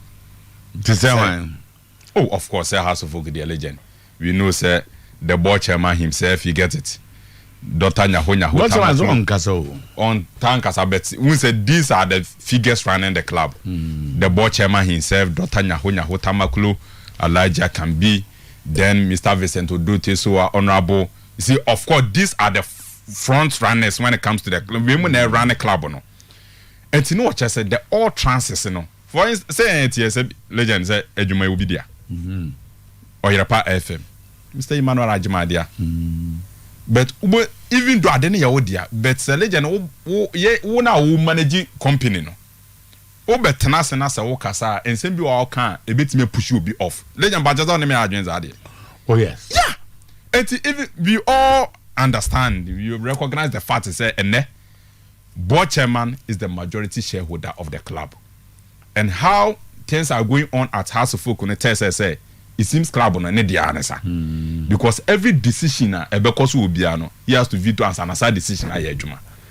House of Folk says and more of majority say majority as him. At House of Folk today it's more about the board chairman. Chairman says this, it will be done. But so bad bontina so because a club near but you don't come out. Bet and some of our supporters say operation 10,000. I didn't know 5 few people and some money. Say they are a supporter. You are only a supporter. So if you recognize the importance of supporters at the venue, then you have to respect them. You don't come out with such utterances. A shebufu, fancy for because a horoba. Legend artists are burden fan for shema horoba. I just say so many year. Mukana horoba me that time you see no shema horoba fantini shema horoba. So I just say enti omo nyina ati ase say ebusapa akosi. But you say ebusapa akosi. I can see you. Enti legend Obidia and Pennyphobia and shareholders and all what we are saying is just accord the supporters some level of respect. Exactly. This is from Z. Exactly. Because they are NTSC do it. Exactly. Oh, NTSC. Manager. Oh, touch man. Yeah. Manager. Yeah. Z says respect. That is it. But who has taken that respect away from them? No. Anna. Okay. Kofi so legend. Sir, what started operation 10,000 supporters it has to come with a good performance against Kotoku Royals. Tenana make sure say the last 4 games, you know, House of Folk are picking 4 out of 12 points. And you're good enough. I did way so me sustaining the performance of the team is very important to start operation no man. But that's it. Because so start operation now some more back akra now the performance and nya me ye chroma say no the next day unya omunyai I interim see ye chrome ha no legend so uti ni interim see ye chrome ha no elsewhere they will come the next game they will be there ben ye chroma say ni the legend if you don't give a certain level of performance to convince them say sikana mutua ye no ya je hu adwuma so de amamo.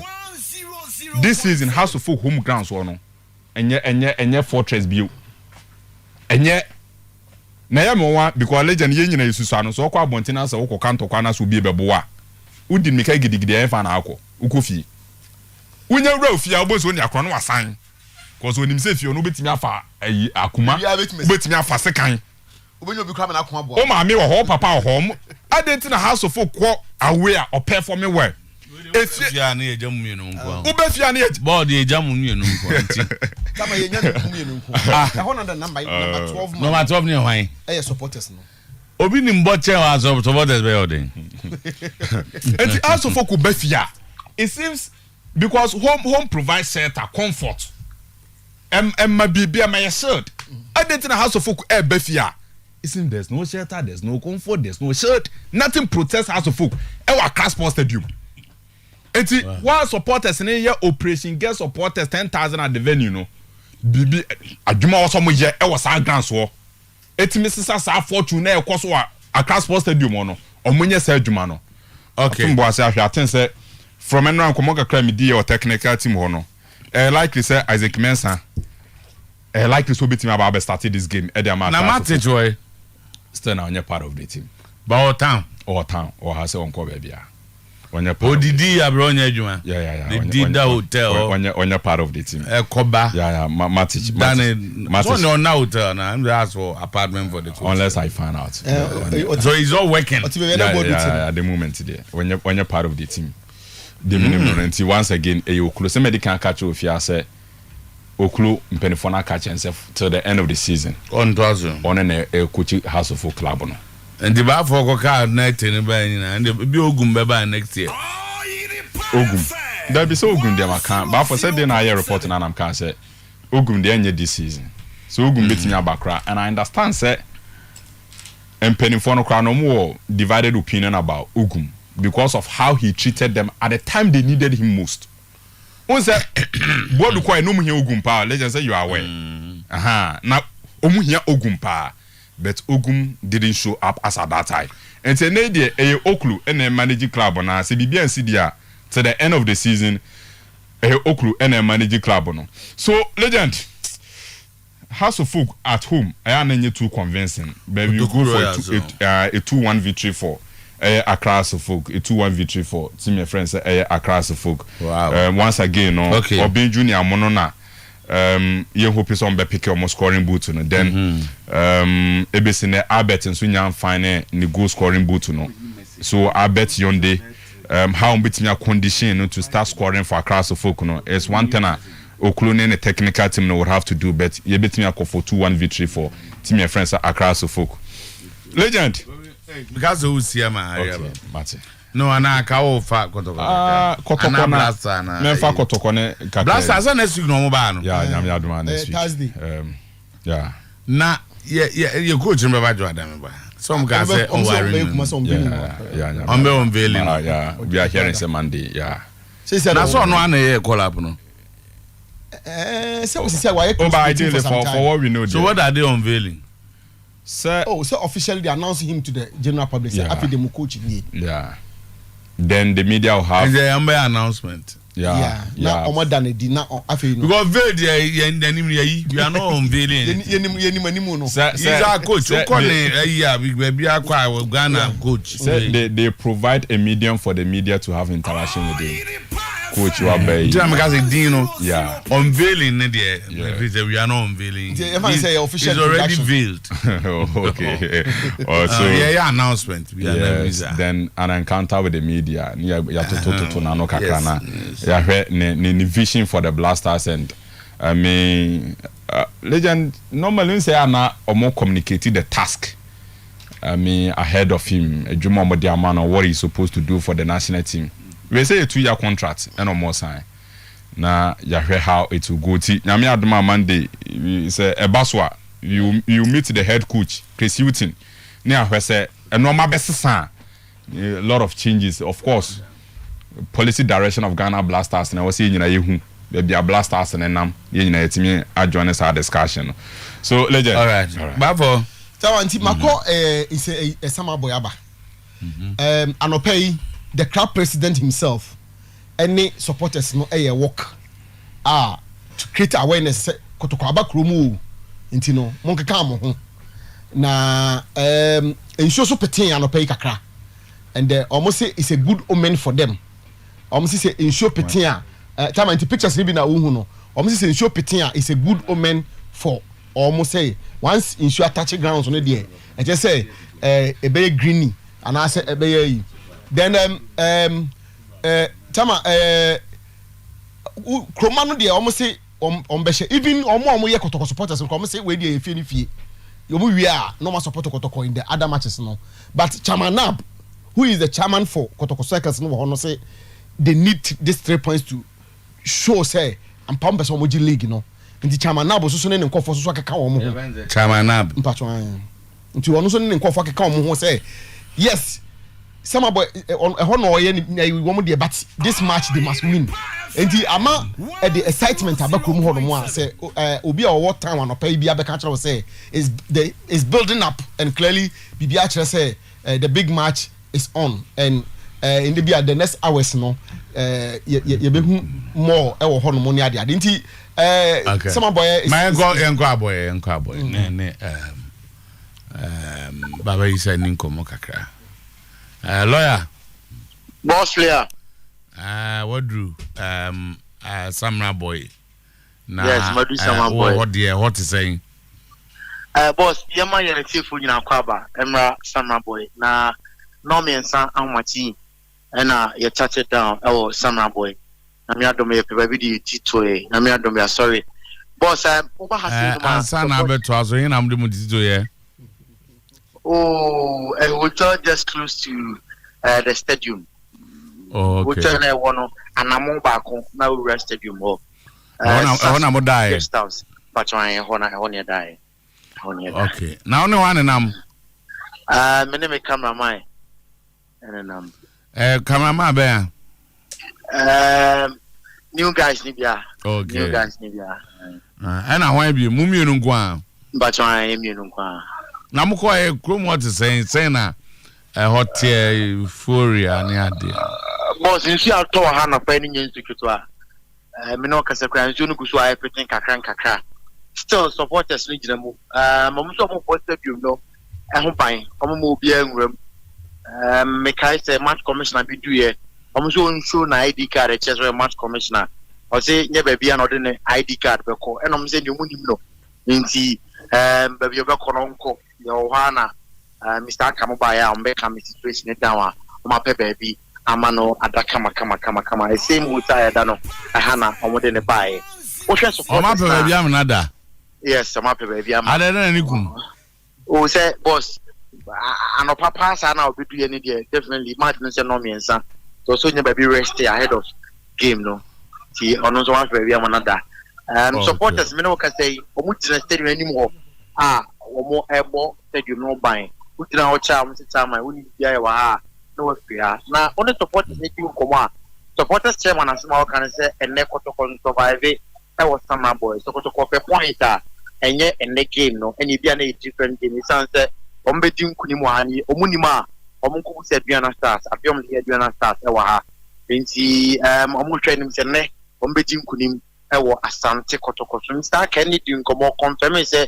mantie no ahye Sometymer boy mine ebo say ene ombe fa 3 points no ama omine no nti bibia kosto wa Mr. Enchi ofi ha enche wo hwe oma ho keka ahead of the game na it tells you boss omu nyina ni abrea omo 3 points na fi asante kotoko ho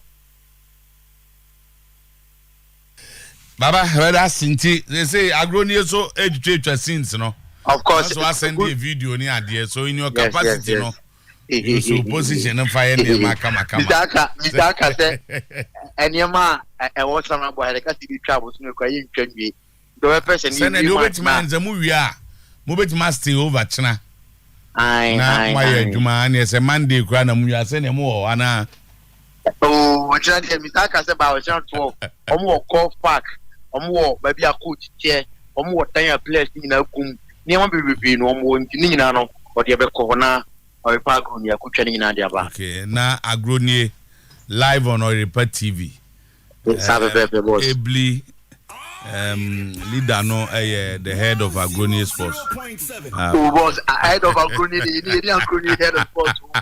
Baba, that's it. Thank you very much. Yeah, Kotoko wo aboy na wia. Yeah. Any amount for be interaction. Kakrani are so preaching 10,000 no. Yes, and teams of course per the standard of Ghana Premier League. Teams in Kutuai they start hard in Kakrasi. Say it's not difficult managing it. Decisions are easy to come by. So as I say, when there's so much, my candidate say I've already made them in position clear. God knows why Kotoko Hearts and there no be on a peculiar problem, but for administrative purposes, no, to say football and no more munya adaje for a certain those who are managing Juve. For how long have they been there? One say Omar Obibia, yes. He's able to plan. But as a 2 or 3 years in there, you can't plan, you can't do it. And supporters also need to they will not have that time for you. So go win them. Has the end a peculiar situation. I think the main problem for Hearts in the say, me aligning supporters the year. Share every small in a little recognition almost start TV. If they even get 2,000 people, it's an effort. Very. If they're able to sustain this, a Becca can house of all be recording 15,000 and 20,000. So on them, so one, what can be? You cannot do football without supporters. No, it's not possible. It is the only. I say, man, was also very radio. Ejuma, Just imagine if nobody was listening to us. And I will be on TV now. Yeah. So they are very important stakeholders. So in the scheme of affairs, you always factor them in. Exactly. But that is the problem I have to fix. And I mean, we are clear as to the way forward. Because 2-3 years time you go and nobody can plan within that period. That's a fact. You can't. And so the emphasis said today, even Nana Amposa is not there. Now, I don't raise an important point. B. I say we are not used to enticement, but so many somebody comes and introduces this. Okay. If he leaves, what happens to that? What happens? Assuming, say some of these sponsors are linked to one relationship, and they say we are no more interested. Yeah. Assuming, says I mean, I don't want to even believe say a bit myself, but sanity. How are you going to sustain this? And I feel I have a place in a moment enticement. Just check. Just check their wage bill. So what I say. So things like this must be sustained. But to some sense in chair, penny or no, you man pay you know. Only a baby any yadam for this. You realize why there's a certain supply. No, a creative resource. The man, the boss of the financial director of the gold mines. Yeah. He is in charge of the football team. Yeah. Because I'm saying he's a big boy. He is in charge and he budget no and run it through young question kwamu. So salaries, wages of players are clearly there. But some may be able to 90,000 and 100,000. Nti ombe call my name say one wa dia the park o my your friend is saying aboy no well they just have a look inside almost show kakra nti that is the problem yeah kasi fund they will continue to have problems and ka heart say ya ti omo kakra senka to gbe ne nkrofo be ma omo kono aye part of the whole thing normal recognize supporters now but unfortunately honorable any ora can be so they don't have what it takes to be tolerant and accept supporters ni suba ebini and the omu nyina abufu kakra especially honorable ya be rafo ni se ni bubefu onzo wa hwe ya na du ba bia me who out to say but supporters of football clubs are baby we are they are difficult now no nrechi as and ya as na kofi ade na governor trouble ateta kaka dia you see dia ateta ya oh yeah the way you nyina besi nei one supporters are like that everywhere and you cannot plan without them and you also be team amba supporters na nkan supporters no mo kwa na nkyerɛkyerɛ dim yeah and we move back minds for corporate for no mo football mu no and we are level of the idea in the corner. Go Stars, Samates. Oh, yeah. I think that's the problem. It's decision making I can see no what to do. It's true. Sir. And then you'll be somebody's undoing somebody. Interesting also.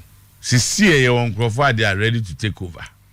It is all Kokotokoni and they are say boy, no go 3 years. Watch also so eventually you will leave. Until the wire in the 3 years as a 1 years ni na no 4 years was a 5 years so neko then something new starts to the bia no kwachiri sa no crown kwachiri sa that ye wo board bia tim say won say so ahwa na board normally ana intense the board is somewhere exactly but manage the type of board is true though.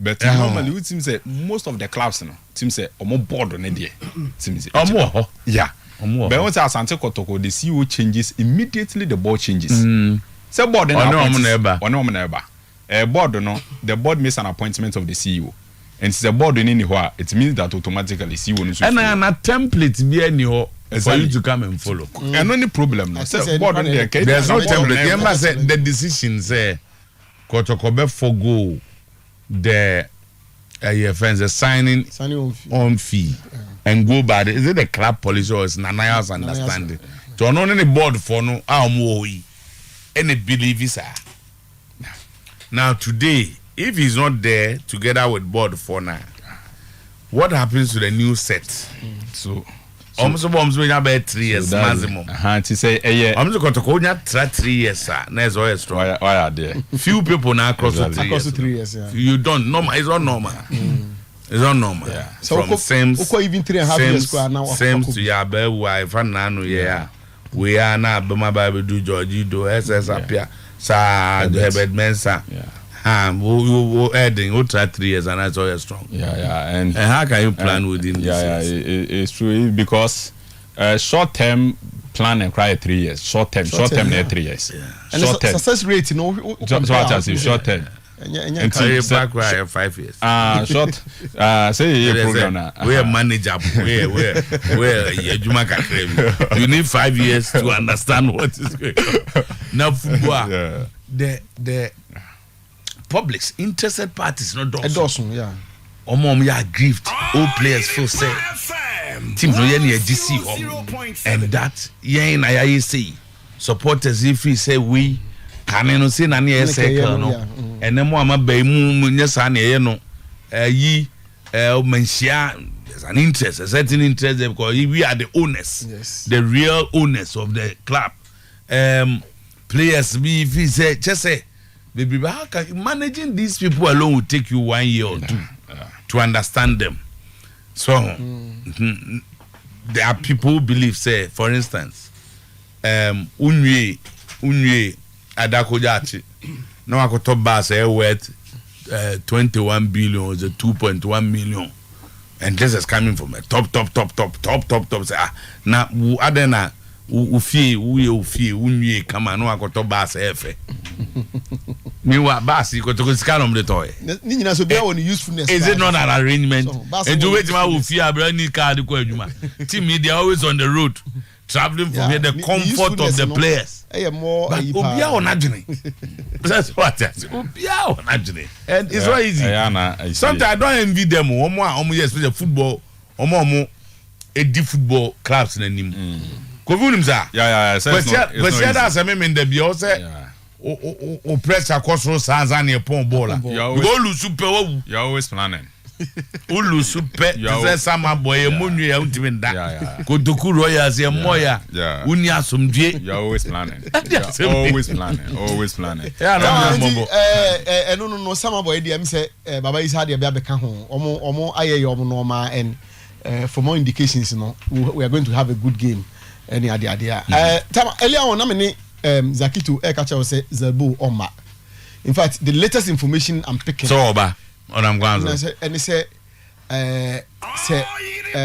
Ghazali Epineswa maybe from next week obe joining Orlando no more Acheampong Acheampong.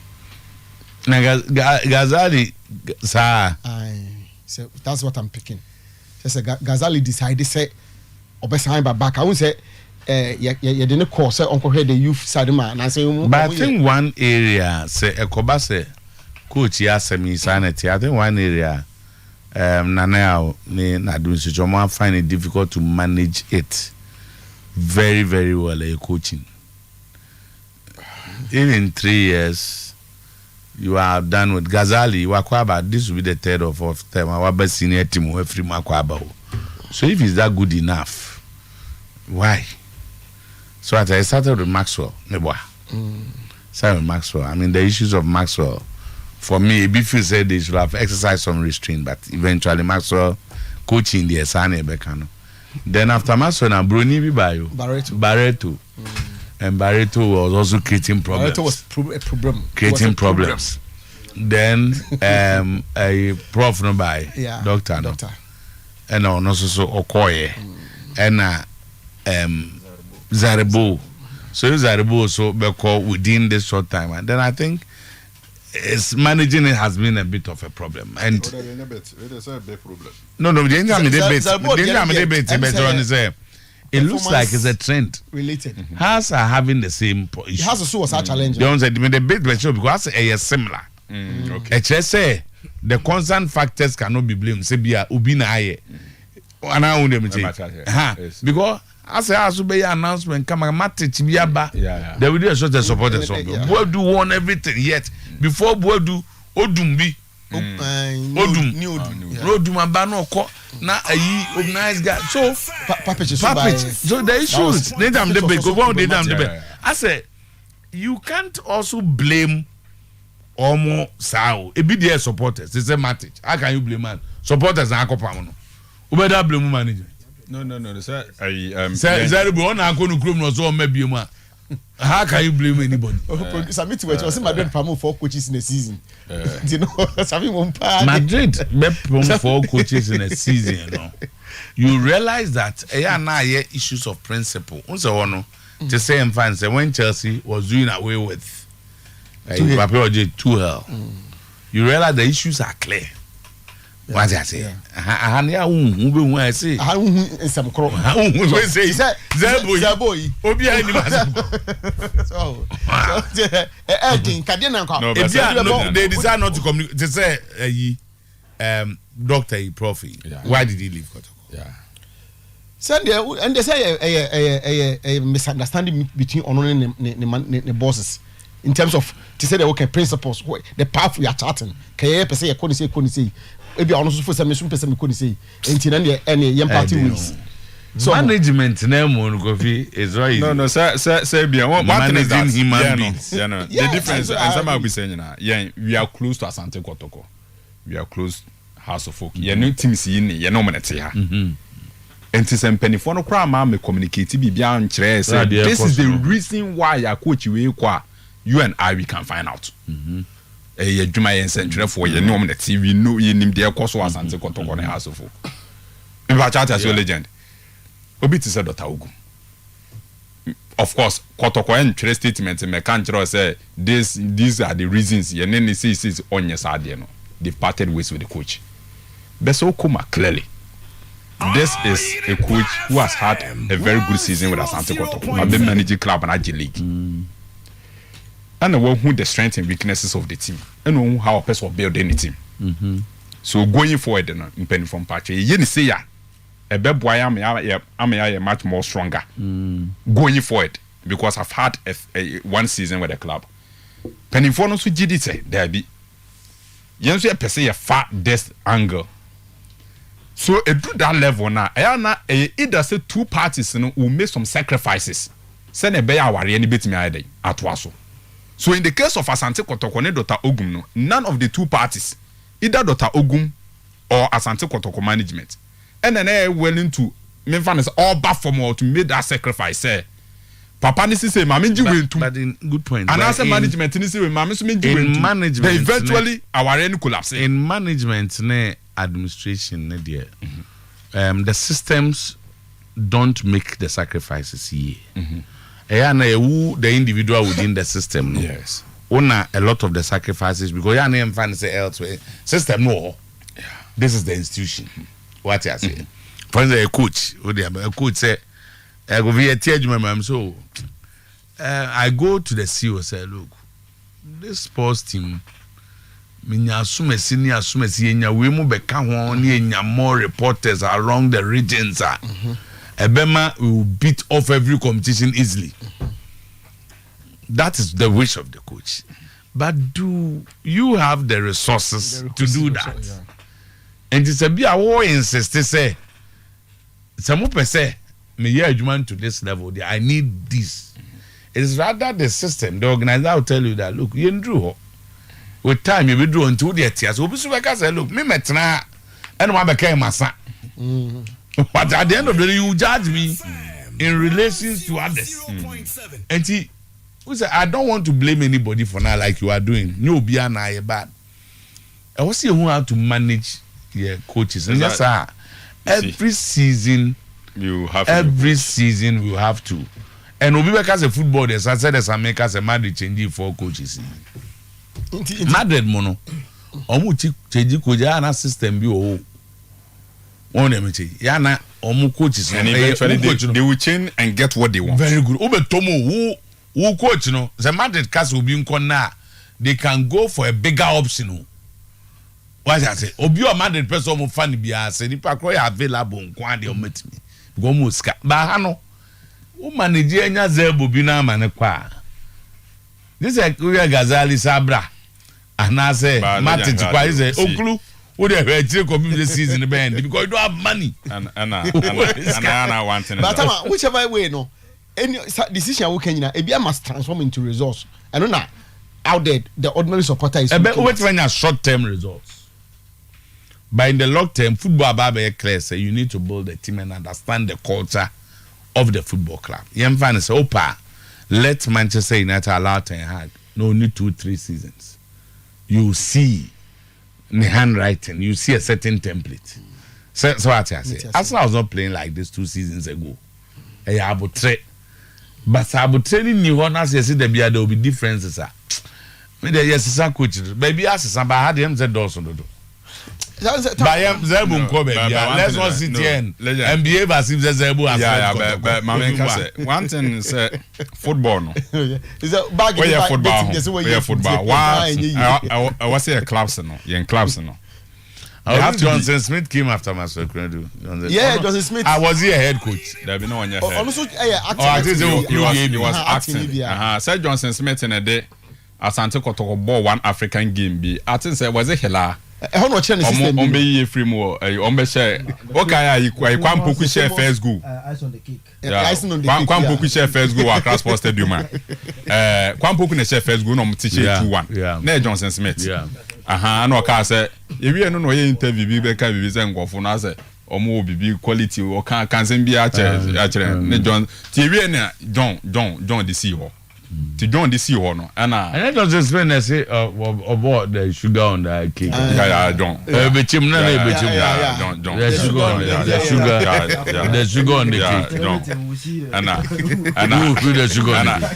Maswell and so many more. But the Americans although they not Maswell also. No, legend here. I do not agree say Maswell and also here. Because I think say Maswell on Yadi. Our performance and not as a coach. At that time, no. Oga so nyade ka se bia samre na ne ma make that time no say emuna ma so nyade dia you make it okay that time no but I was making reference asanto kotoko dwuma de obedi na na bia samre no wa nyade no nyade timi de me ma so de sakin de samre no nyade entina say asante kotoko ana house of kunya good coach well performing coach na mpam na ye me ya because football na ye hwe na legend mostly all over. See, be pamu coach, I na performance na ede abafo. Ede neko ya. Mostly see pamu coach, I would say na performance na enye. Babu ana performance. And I'm mostly in most situations. The measures performance and hard, you know. One the akwe no. In the case of the house coach Matichi. Omo fa nan gas on yadi o. What did I say? Supporters na so on yadi. And I never heard any other book official saying say Matichi was sound. Since I'm to make case me switch say yen has ne kwotokwe no me tikruma. Enti yenim sem no yenim ewum yenim. Has situation with Matichi. Mimi Kofi Acheampong nim say there are some members our House of Folk board management omonya happy with Matichi but yanko ye we know how to get rid of him. Exactly. I'm saying we are close to the scene. Disingenuity. Intelligent point and person making is say yen two class and any class na wa hanum nyina no see yen coaches or more performing. Let's know or learn how to manage them because it's not easy to get a good coach. Tiso bi tise Dr. Ogum, tiso bi tise Samuel Boadu. Me pa twa tase. Boadu to Zambre na o corner results. When now rough patches kakra esi. Anye bi na maso nya. Listen, maso de na engo engo. Maso de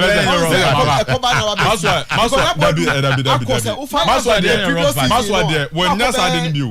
We are talking about Boadu a. Boadu there were more 5 trophies in 1.5 seasons. Now Maso had also previously won the league. And was started season. And a season about 3 games also against Diana Kotokone or the same. But before this started season, pedigree. And the pedigree some mechanism. But he also had rough patches. There be mechanics some Boadu Diana we are talking about Boadu season before the season be ending. He has played and won a major trophy in the MTN FA Cup. That's how he ended the season. And was starting on the first 3 games. He has won the Champions League. And I'm Charles. Obi says some Boadu. Bibia Trose, probably anytime. Bibia Trose. Some members, some big guys within House of Folk wanted to get rid of him. But the performances was not. And the performance no be season. Aji treble amount. The following season, wabaji FA Cup amount. Was starting next season. Wabo 2 away matches to Asante Kotoko. No was any continuous assessment. What the 45 to what the coffee ye able for then the rough patches come and I'm sure say so optimus or then I say rough patches didn't make that be rough patches obi to say Ateta he's still leading the league table but rough patches when you be about 3 games and then say when Everton team beat about 3 games be but we manage a rough about along the way. But Samuel Boadu and Dr. Ogum e come for so free has but Maso also nya rough patches and then and I can say what are the 2 replacements no you and I know say though football you can't predict football too much there but me I know say Samuel Boadu would have done a better job than Matic and Dr. Ogum would have done a better job than Zerbo Sadio we are gentleman and brain once you gentleman our leaders in Penifo no manage a house near Kotoko. Almost be ya giga sana club ni tumpong. I say has been from Pamu Matic. Many I did. Oh, so when Matic definitely leave. Matic will definitely leave. Matic be call Matic. Many I like to say you would definitely. Madam Mamun ko ni nwe. I don't know if I will me Oyerepa. Na anope boy amani e di asem na esie. Anope de boko media rahosam bi kakra enenam sir rahosam a mede nam nyina se enra menim nua ba bi di nkomo bi na enkomo a yedi no okansem bi e ma reho pa o se DJ ade e ma reho pa kese pa o ma brabom ne se me ma me wo ye mienu o wo ye mienu no ba ko na be ye bema mene ne mienu nyina na e brebe hwe ma me no sanse papa na ntiase na ne e ha adwene wo mu se ma me na ba be yare dadam a me bra paninu a o ye bema o da me o ka me ho no to me mehwe maame no agese me oba no na me betra me maame ho na mahwe no sansa me maame bedwon so a osabio obeja ne nan a ne nyina agese me a na mehwe siesie ne ho ne nyina kokowie yare yare nti yenua ba no ontumi nkwa adwuma sansa ontumi nya o maame ho na wagya no ho akwa adwuma kopesika na ono nso dia bebobo no ho bra enti okan na sam ne mareho ma me hu se yare ohoi yare ya enne abusua tumi hia na olipa da sani a ya wono wasase so a enka abusua hia ya to nsa fra abusua a oka ho bi no yare nti ya tumi to nsa mfra sa nipa no eyade bia areho emame hu se yare ohoi eya na se onipa bia wote asase so na wonyare da wan hwa ye kan yare ho asɛm a obɛka sɛ wo de wo mfa ho na ada yare bɛkye wato ho no ɛna hu sɛ nipa wo mɔbɔ ɛno nti ɛna no pɛi me ba ha na me da wo nyina me bɛka kyerɛ wiaseafo na nyina ne Ghanafoɔ nyina ne sɛ yɛmmɔ ya homɔden na yɛmma ya pomuden ho nsɛm ho hia yɛn sansa da obɛyare no onipa wo mɔbɔ wan hwa wankasa wo bakora wa wo no kora no wan hwa obɛpo ɛne nipa bebiri akadam mu a yɛntumi mpia bonten ɛnam yare nti ɛno ɛna Zien Naturalist Clinic Dr. 3 days ɛsɛ yɛn kan kyerɛ wiaseafo na nyina sɛ sɛnea nimdeɛ gu ahodoɔ na ɛsɛ adoma kyɛdeɛ no obi ane ne deɛ no ɔno adoma kyɛdeɛ onyankopɔn de ma no no yɛ ayaresa enti onipa bi a ohia ayaresa na ɔpa pomode mapadeɛ wo deɛ ɛyɛ Dr. 3 days a ɔwɔ Kumasi Etimatim Lumba Junction ɛnkran so Old Ashoman Alowe Junction okotema ene ne mpatamu a mepacho enei wo hwe screen so a yenuanom a mowɔ ɛyɛ radio na mutie radio ne de ye bɛbɔ number no ɛde ama mo na mo a mo hwe live ɛwɔ Oyerepa TV so de wo hwe screen so a obehunu sɛ numbers no ɛtwa gu saa mepacho bɔmɔdia na fa number no mu baako na frɛ doctor na ɔne wo ni nkomo yare bia tetewa ama odihye bia kadam ɛno nti ama wo so abɛda no kwadwofo a untumi nsɔre nkɔ adwuma no mepacho mempɛsɛ mɛbɔ yare bi na magya yare bi din na mmom sɛ wo yare na wo tenka wɔ wedie mu nipadua mu sɛ me yare kane no sɛnea na mapɔmuden tia ne na ɛnte saa wo saa nipa ne yɛhia wo mepacho nea ɔnyare no saa namba yi ma ɔmfrɛ sɛ wo tenka sɛ wo yare ana wo dihye bi yare ɛwɔ dan mu a wo saa nipa wei ɛna Dr. 3 days a Oda Zien Naturalist Clinic no mepacho owo edema frɛ number no a egu screen so no na ne OTA radio no so no emfrɛ 0246 57 41 17 0246 mepacho 59 41 and afei 17 and now say obefrɛ 0559 37 19 27 0559 37 19 27 sa telephone numbers mienu ya media mawe me pacho emu bia befre bia no ubenya doctor na ne di nkomo mesrawo ne woyare na opa pomuden no me pacho onfre number isisi ya wo dia ofra o se doctor me fa number no wo Oyerepa TV anase Oyerepa FM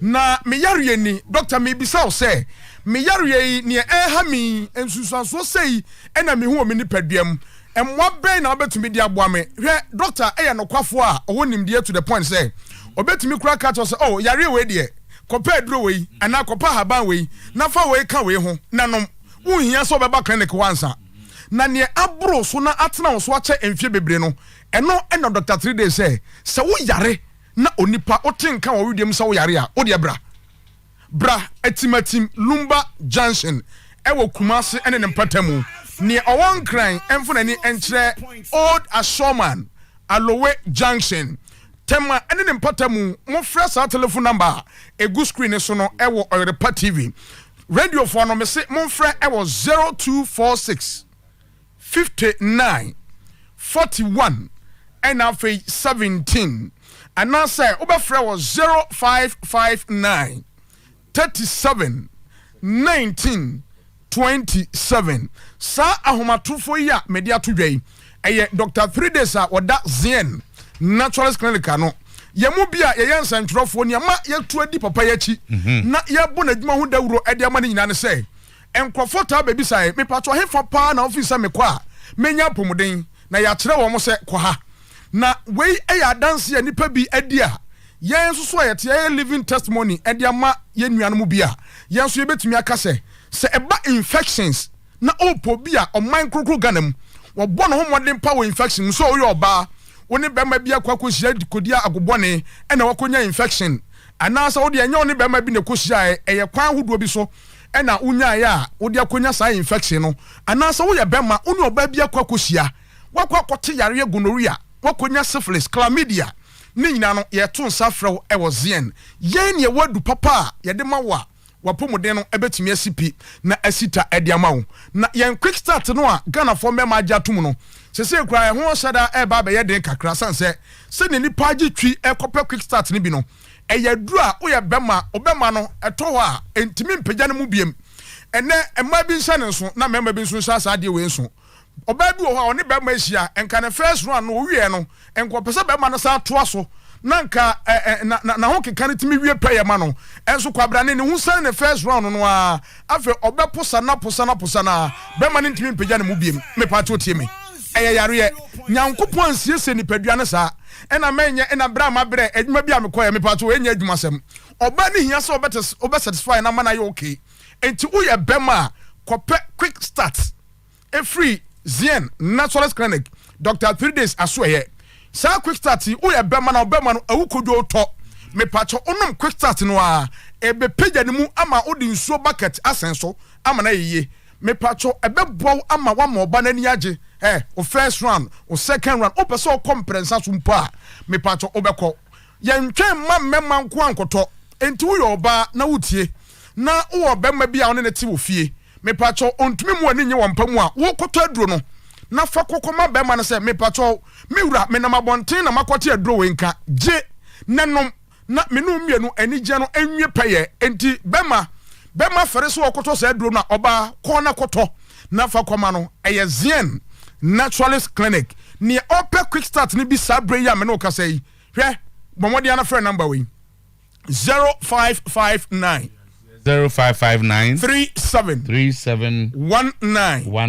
27 and now so about phrase 0246 59 41 17 me pacho ye the good morning heba mesha ediaba kane no se ne na ye nom ye bibidro na anopa o sorry a ye se wanom bi kope bi nanom na ye wa pomode no ene sa na yesiesie good morning heba mesha ediama ganafo ko pharmacy shop heba shop bi am udi odu ho a se me pe good morning heba mesha ye be ma obi kononom infections be ko malaria fever yen kan cho se koto be 5 bottles nenom yesi eduro ho ebeji wa eya trema pe kona kope good morning heba mesha eya busuan chenom ebusuan ni nyina enyare ansa na wakwa kope bi enti mentwen ma yare bi mebo ansa na wakwa hwe aduro edu papa no enoa any good morning heba mesha ya bia ka bia no legend ya catch Ghana for say yan Zien na yan kopadu papa numbers no egu screen so ye nuanom amohwe wo TV ni so no radio for no emfa number we 0559 37 1927 bomodin na phone number na Fred Dr. 3 days a wodas yen ya we bia ni ho a yen yam adwuma ya da CP menso me da CP. Thank you very much. Orosu don ko say Osimhen may be in a form of his life, but Milan defenders should only take a leave from Jiku and Amate. Whoever thinks the day is finished must tell us another story. Soldier on my captain. Akomko, a very small team somewhere in Samra Boys swears on Kotoko. Good morning, Kofi. My greetings to Energy God Replacement. One Energy God Replacement. Was it okay? Kofi, but you can't approbate and reprobate. What is good for Bodu is equally good for Maswell. Okay. And if then we move to Nana and Sabo for say, I'm watching you live in London. Watching greeting to all, especially Harriwa, Nana and Sabo for all the way in the UK. Oscar said Johnson Smith came after Maswell Kunedu. Okay, Oscar, thank you very much. Director of National Sports Authorities also, hey, Blaster Bebo next week. And Tia na Modi a chichu. Mano crowd they say training a bedroom waka. You better hold discussion. Answer the Mubasa Moye. Say Mubaba Trace is promote no. Say Ubasa Park here, man, send ye no. Muba, no more church. Hey. And then I would operations. Kotoko. Okay. No, Groma. I saw some boy. Oh, some boy. Yes. In fact, message Nana Mankwa, Eddie Abane said the party starts at a boy. Mankwa be channel, say, or Momo squad, no. That was also how was the location. The location we are training. Sir, Nana man kwa ha you. Nana man kwa ha you. Nana man kwa ne pa kwesi ne yimamo. Big squad do. Yeah, was a big squad. Was a big squad. Enti yimano ni tunda subre. Se me en training ntino. Me kwa akoka. Happy birthday Yima. Nice guy. My encourage message no go fear my final ones no. Nana Kosia possible say please I'm watching you live from Kwada Swagrick. I've been looking for a job ever since I completed senior high school, but I didn't get one. Please help me. But from Bacho, yeah, wait my boy. Also a real school or Peduma. Na Bacho no say or Peduma be I say. Okay, until me for number man. Na number Bacho Frey Harry number no. O dey use 8034 bibi na number. Me say some number but e say we dey nka. Na the wi na wa Frey Harry so wait my adwuma ma. Oh me. Na. Oh, so person who adwuma ope. There we say obi ho no. It means that okay adwuma kra bi kra na obi kra obi ma fa no. It means that okay adwuma kra. There is a was sending me a message Biafin Makai. So another was sent me a message earlier on. And I with the man kaya ka on bunch me yam free and as I'm number no say I'm surprised Harry is talking. Okay, I'm surprised Harry is talking about big bags and shopping. I personally witnessed Bafo going to Accra and shopping for his family in here, in Kumasi. He bought things and even bought coffee, chips, cakes, and other soft drinks. Can't he get some of those in Accra? And then I'll talk about Gazebu, Otobia Kobokina, Okasa. And Kwame Adumako said, okay, I'm enjoying the show live and Accra Airport, Starboy, no. Kotoko is winning today against Samates. Kwame Adumako said, show no live watch sound. Good morning time. I tip Krobia to be Samates this afternoon. Apia Kofi said AP Japan watching the program live from Japan. Hey, Okwanwa Ekai Japan. Prince Young there or say Oyerepa Koto the best in today's game. Tell the players we want nothing but the win or else we will descend on them or wherever dropping. Don't descend on them. It's a football game. Yeah. You are urging them to work hard. So Kel Cruzin said, show no life. Ewa Akoko Amon Samates by all means beat Kumasi Asante Koto by 2-0. Hi to my wife Dora. Isaac Akroma said good morning. My lovely family. I'm enjoying this powerful show live from Germany. More fire. Kwame Cheba for say watching the best sports show live at Port Elizabeth at the Windy City in South Africa. My regards to Ma Doris of Team Chairman. All the best of luck to the fabulous family. Lord Brain, good morning, boss. I'm Godwin, and I'm watching you live at Bohon. I'm wishing Madrid all the best in their match. Hala Madrid to keep the fire burning. I'm PK from Aguna Suedro, greetings to all Barcelona fans. Crespo Fufo, Ose Barca will beat Real Madrid tomorrow, and Juventus also beat Inter Milan. As Samoa said, Harry said today, no headline, but he has given about more than 4 headlines. Afrani Electrical said Kotoko will bring all the 3 points to Kumasi after 5 p.m. and I'm appealing to all stakeholders that matter in Kotoko to stop the backbiting, distraction, confusion, division, and the factionalism and think about the progress of about those 3 months trained journalists must give us a break. MG7. Time at Chelsea beat Madrid in the semis in 2021 and went ahead to win the trophy. So Ricky should come again. Emmanuel Otabilofe. Hey. Otabilofe, I'm sure. Hey. So nowadays you want us to talk about Arsenal's. You want us or you don't want us? Is it true that those behind can put pressure at those? Oh, okay. That we don't want us to talk. It is true that those behind can put pressure at those at the top. It's like the classroom. When you are always first and you want to maintain first spot, meaning say now were you part of that discussion? Sir, say Arsenal is and put pressure on City. And I'm saying say no. You only extend it. Oh, pressure the man will be or that's true. Yeah. Now that's round for pressure and come be or that's it. I think that's okay. Michael say again only Santene can make Kotoko get to the place we all want the club to get to.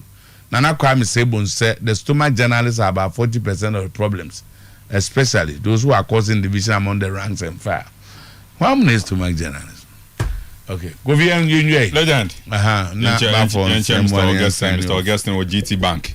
Mr. Augustine and the one bank I had but I see a transfer in the course was in the wide and the one in the actual program in okay Mr. Augustine was in the one more when I'm penning for one day is a good brother my brother okunkom de etwen no okunkom de etwen okunkom you better also obet in kabim ba ko de kwesi na fi de ba say na so okunkom na wa yi be onya yi na asa ebo yi ne ba dia ba bebrebe kwesi na fi de ba say house of folk sika na omunya so far no diaspora for them for more than me kan ho enti o more transenche they will adapt to their everything and everything give outside so o more person che so mo be contribution on the aba okay kwesi na fi so Germany kwesi me chia and Richmond birthday born Richmond is a very good brother enti Richmond wo passport office Rich yeah we show happy birthday nyakopon share I even event passport office yes sir we be event passport office I say na omo I think some you say yes immigration for na ebi mu sir definitely some changes we are banting am okay obi we boy had the passport office so Rich happy birthday have a good one all the very best he's a good brother from UCC okay Richmond no yeah Richmond yeah the birthday and birthday Richmond so a match born Richmond bachi yadon e fa kan ho na say why no it's a good narrative only capacity to influence anything true Madridista true Madrid or lacking capacity I don't can offense you na passport officer you can lack capacity Wama Mr. Augustine yeah GT are lacking capacity Rich was on lacking capacity because who are narrating before be for you know passport office median hall some course they don't lack capacity but omunyama me hint okay and the mamo Rich Augustine there is a big man and Mr. Augustine Otie Redmond so Mr. Augustine on your birthday on the Otie on the obetima wo so no ni show obetima wo so ho oh yeah the fee for the family Mr. Augustine we are so we are grateful obetima sheki sisi ya we are grateful na so also with where in main distributor me babo enyu na no is so Prempe Carriage sports director sports master Sam no makano agro so we ka agro nkoso FM say I think no sports ni bia inside agro na say wonya adwuma papa inside there o say match commissioner so na o say o protest kakra okay o say on we Morino aficionado na also wo fa no Morino dia ka ba bia wo Morino akodu e wo Europa no se ne awo kan no ma na ye light dodo ase one fa ahodi anhim na no so ya dia na ai the water no bi adi champions league no answer me and the agro bejo mo no but Morino dey do quarter final o ma e ball maso abasu bini as Allegri me da ko ba Allegri abasu say we do quarter final none water Morino bo juvenile the club involved no so o you shoot what in age no e bo understand we Morino there Morino champions league no e agro mo kan tell Morino na onye na Babo DM version Champions League ho mention en che obi an no obi a very wonder na issues kakra wo phone every do obi as Tupac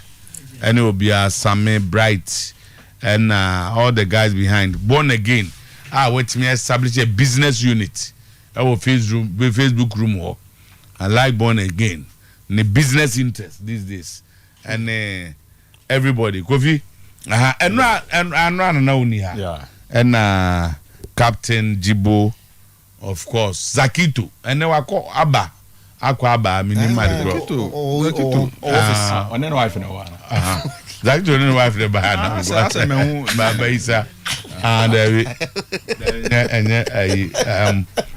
I'm so choose washroom no ni ade ama amna here yinti ye de sia nyame boa we had this commentary me boa and ochina ko to playing today and the Monday ni and the so e do bi ase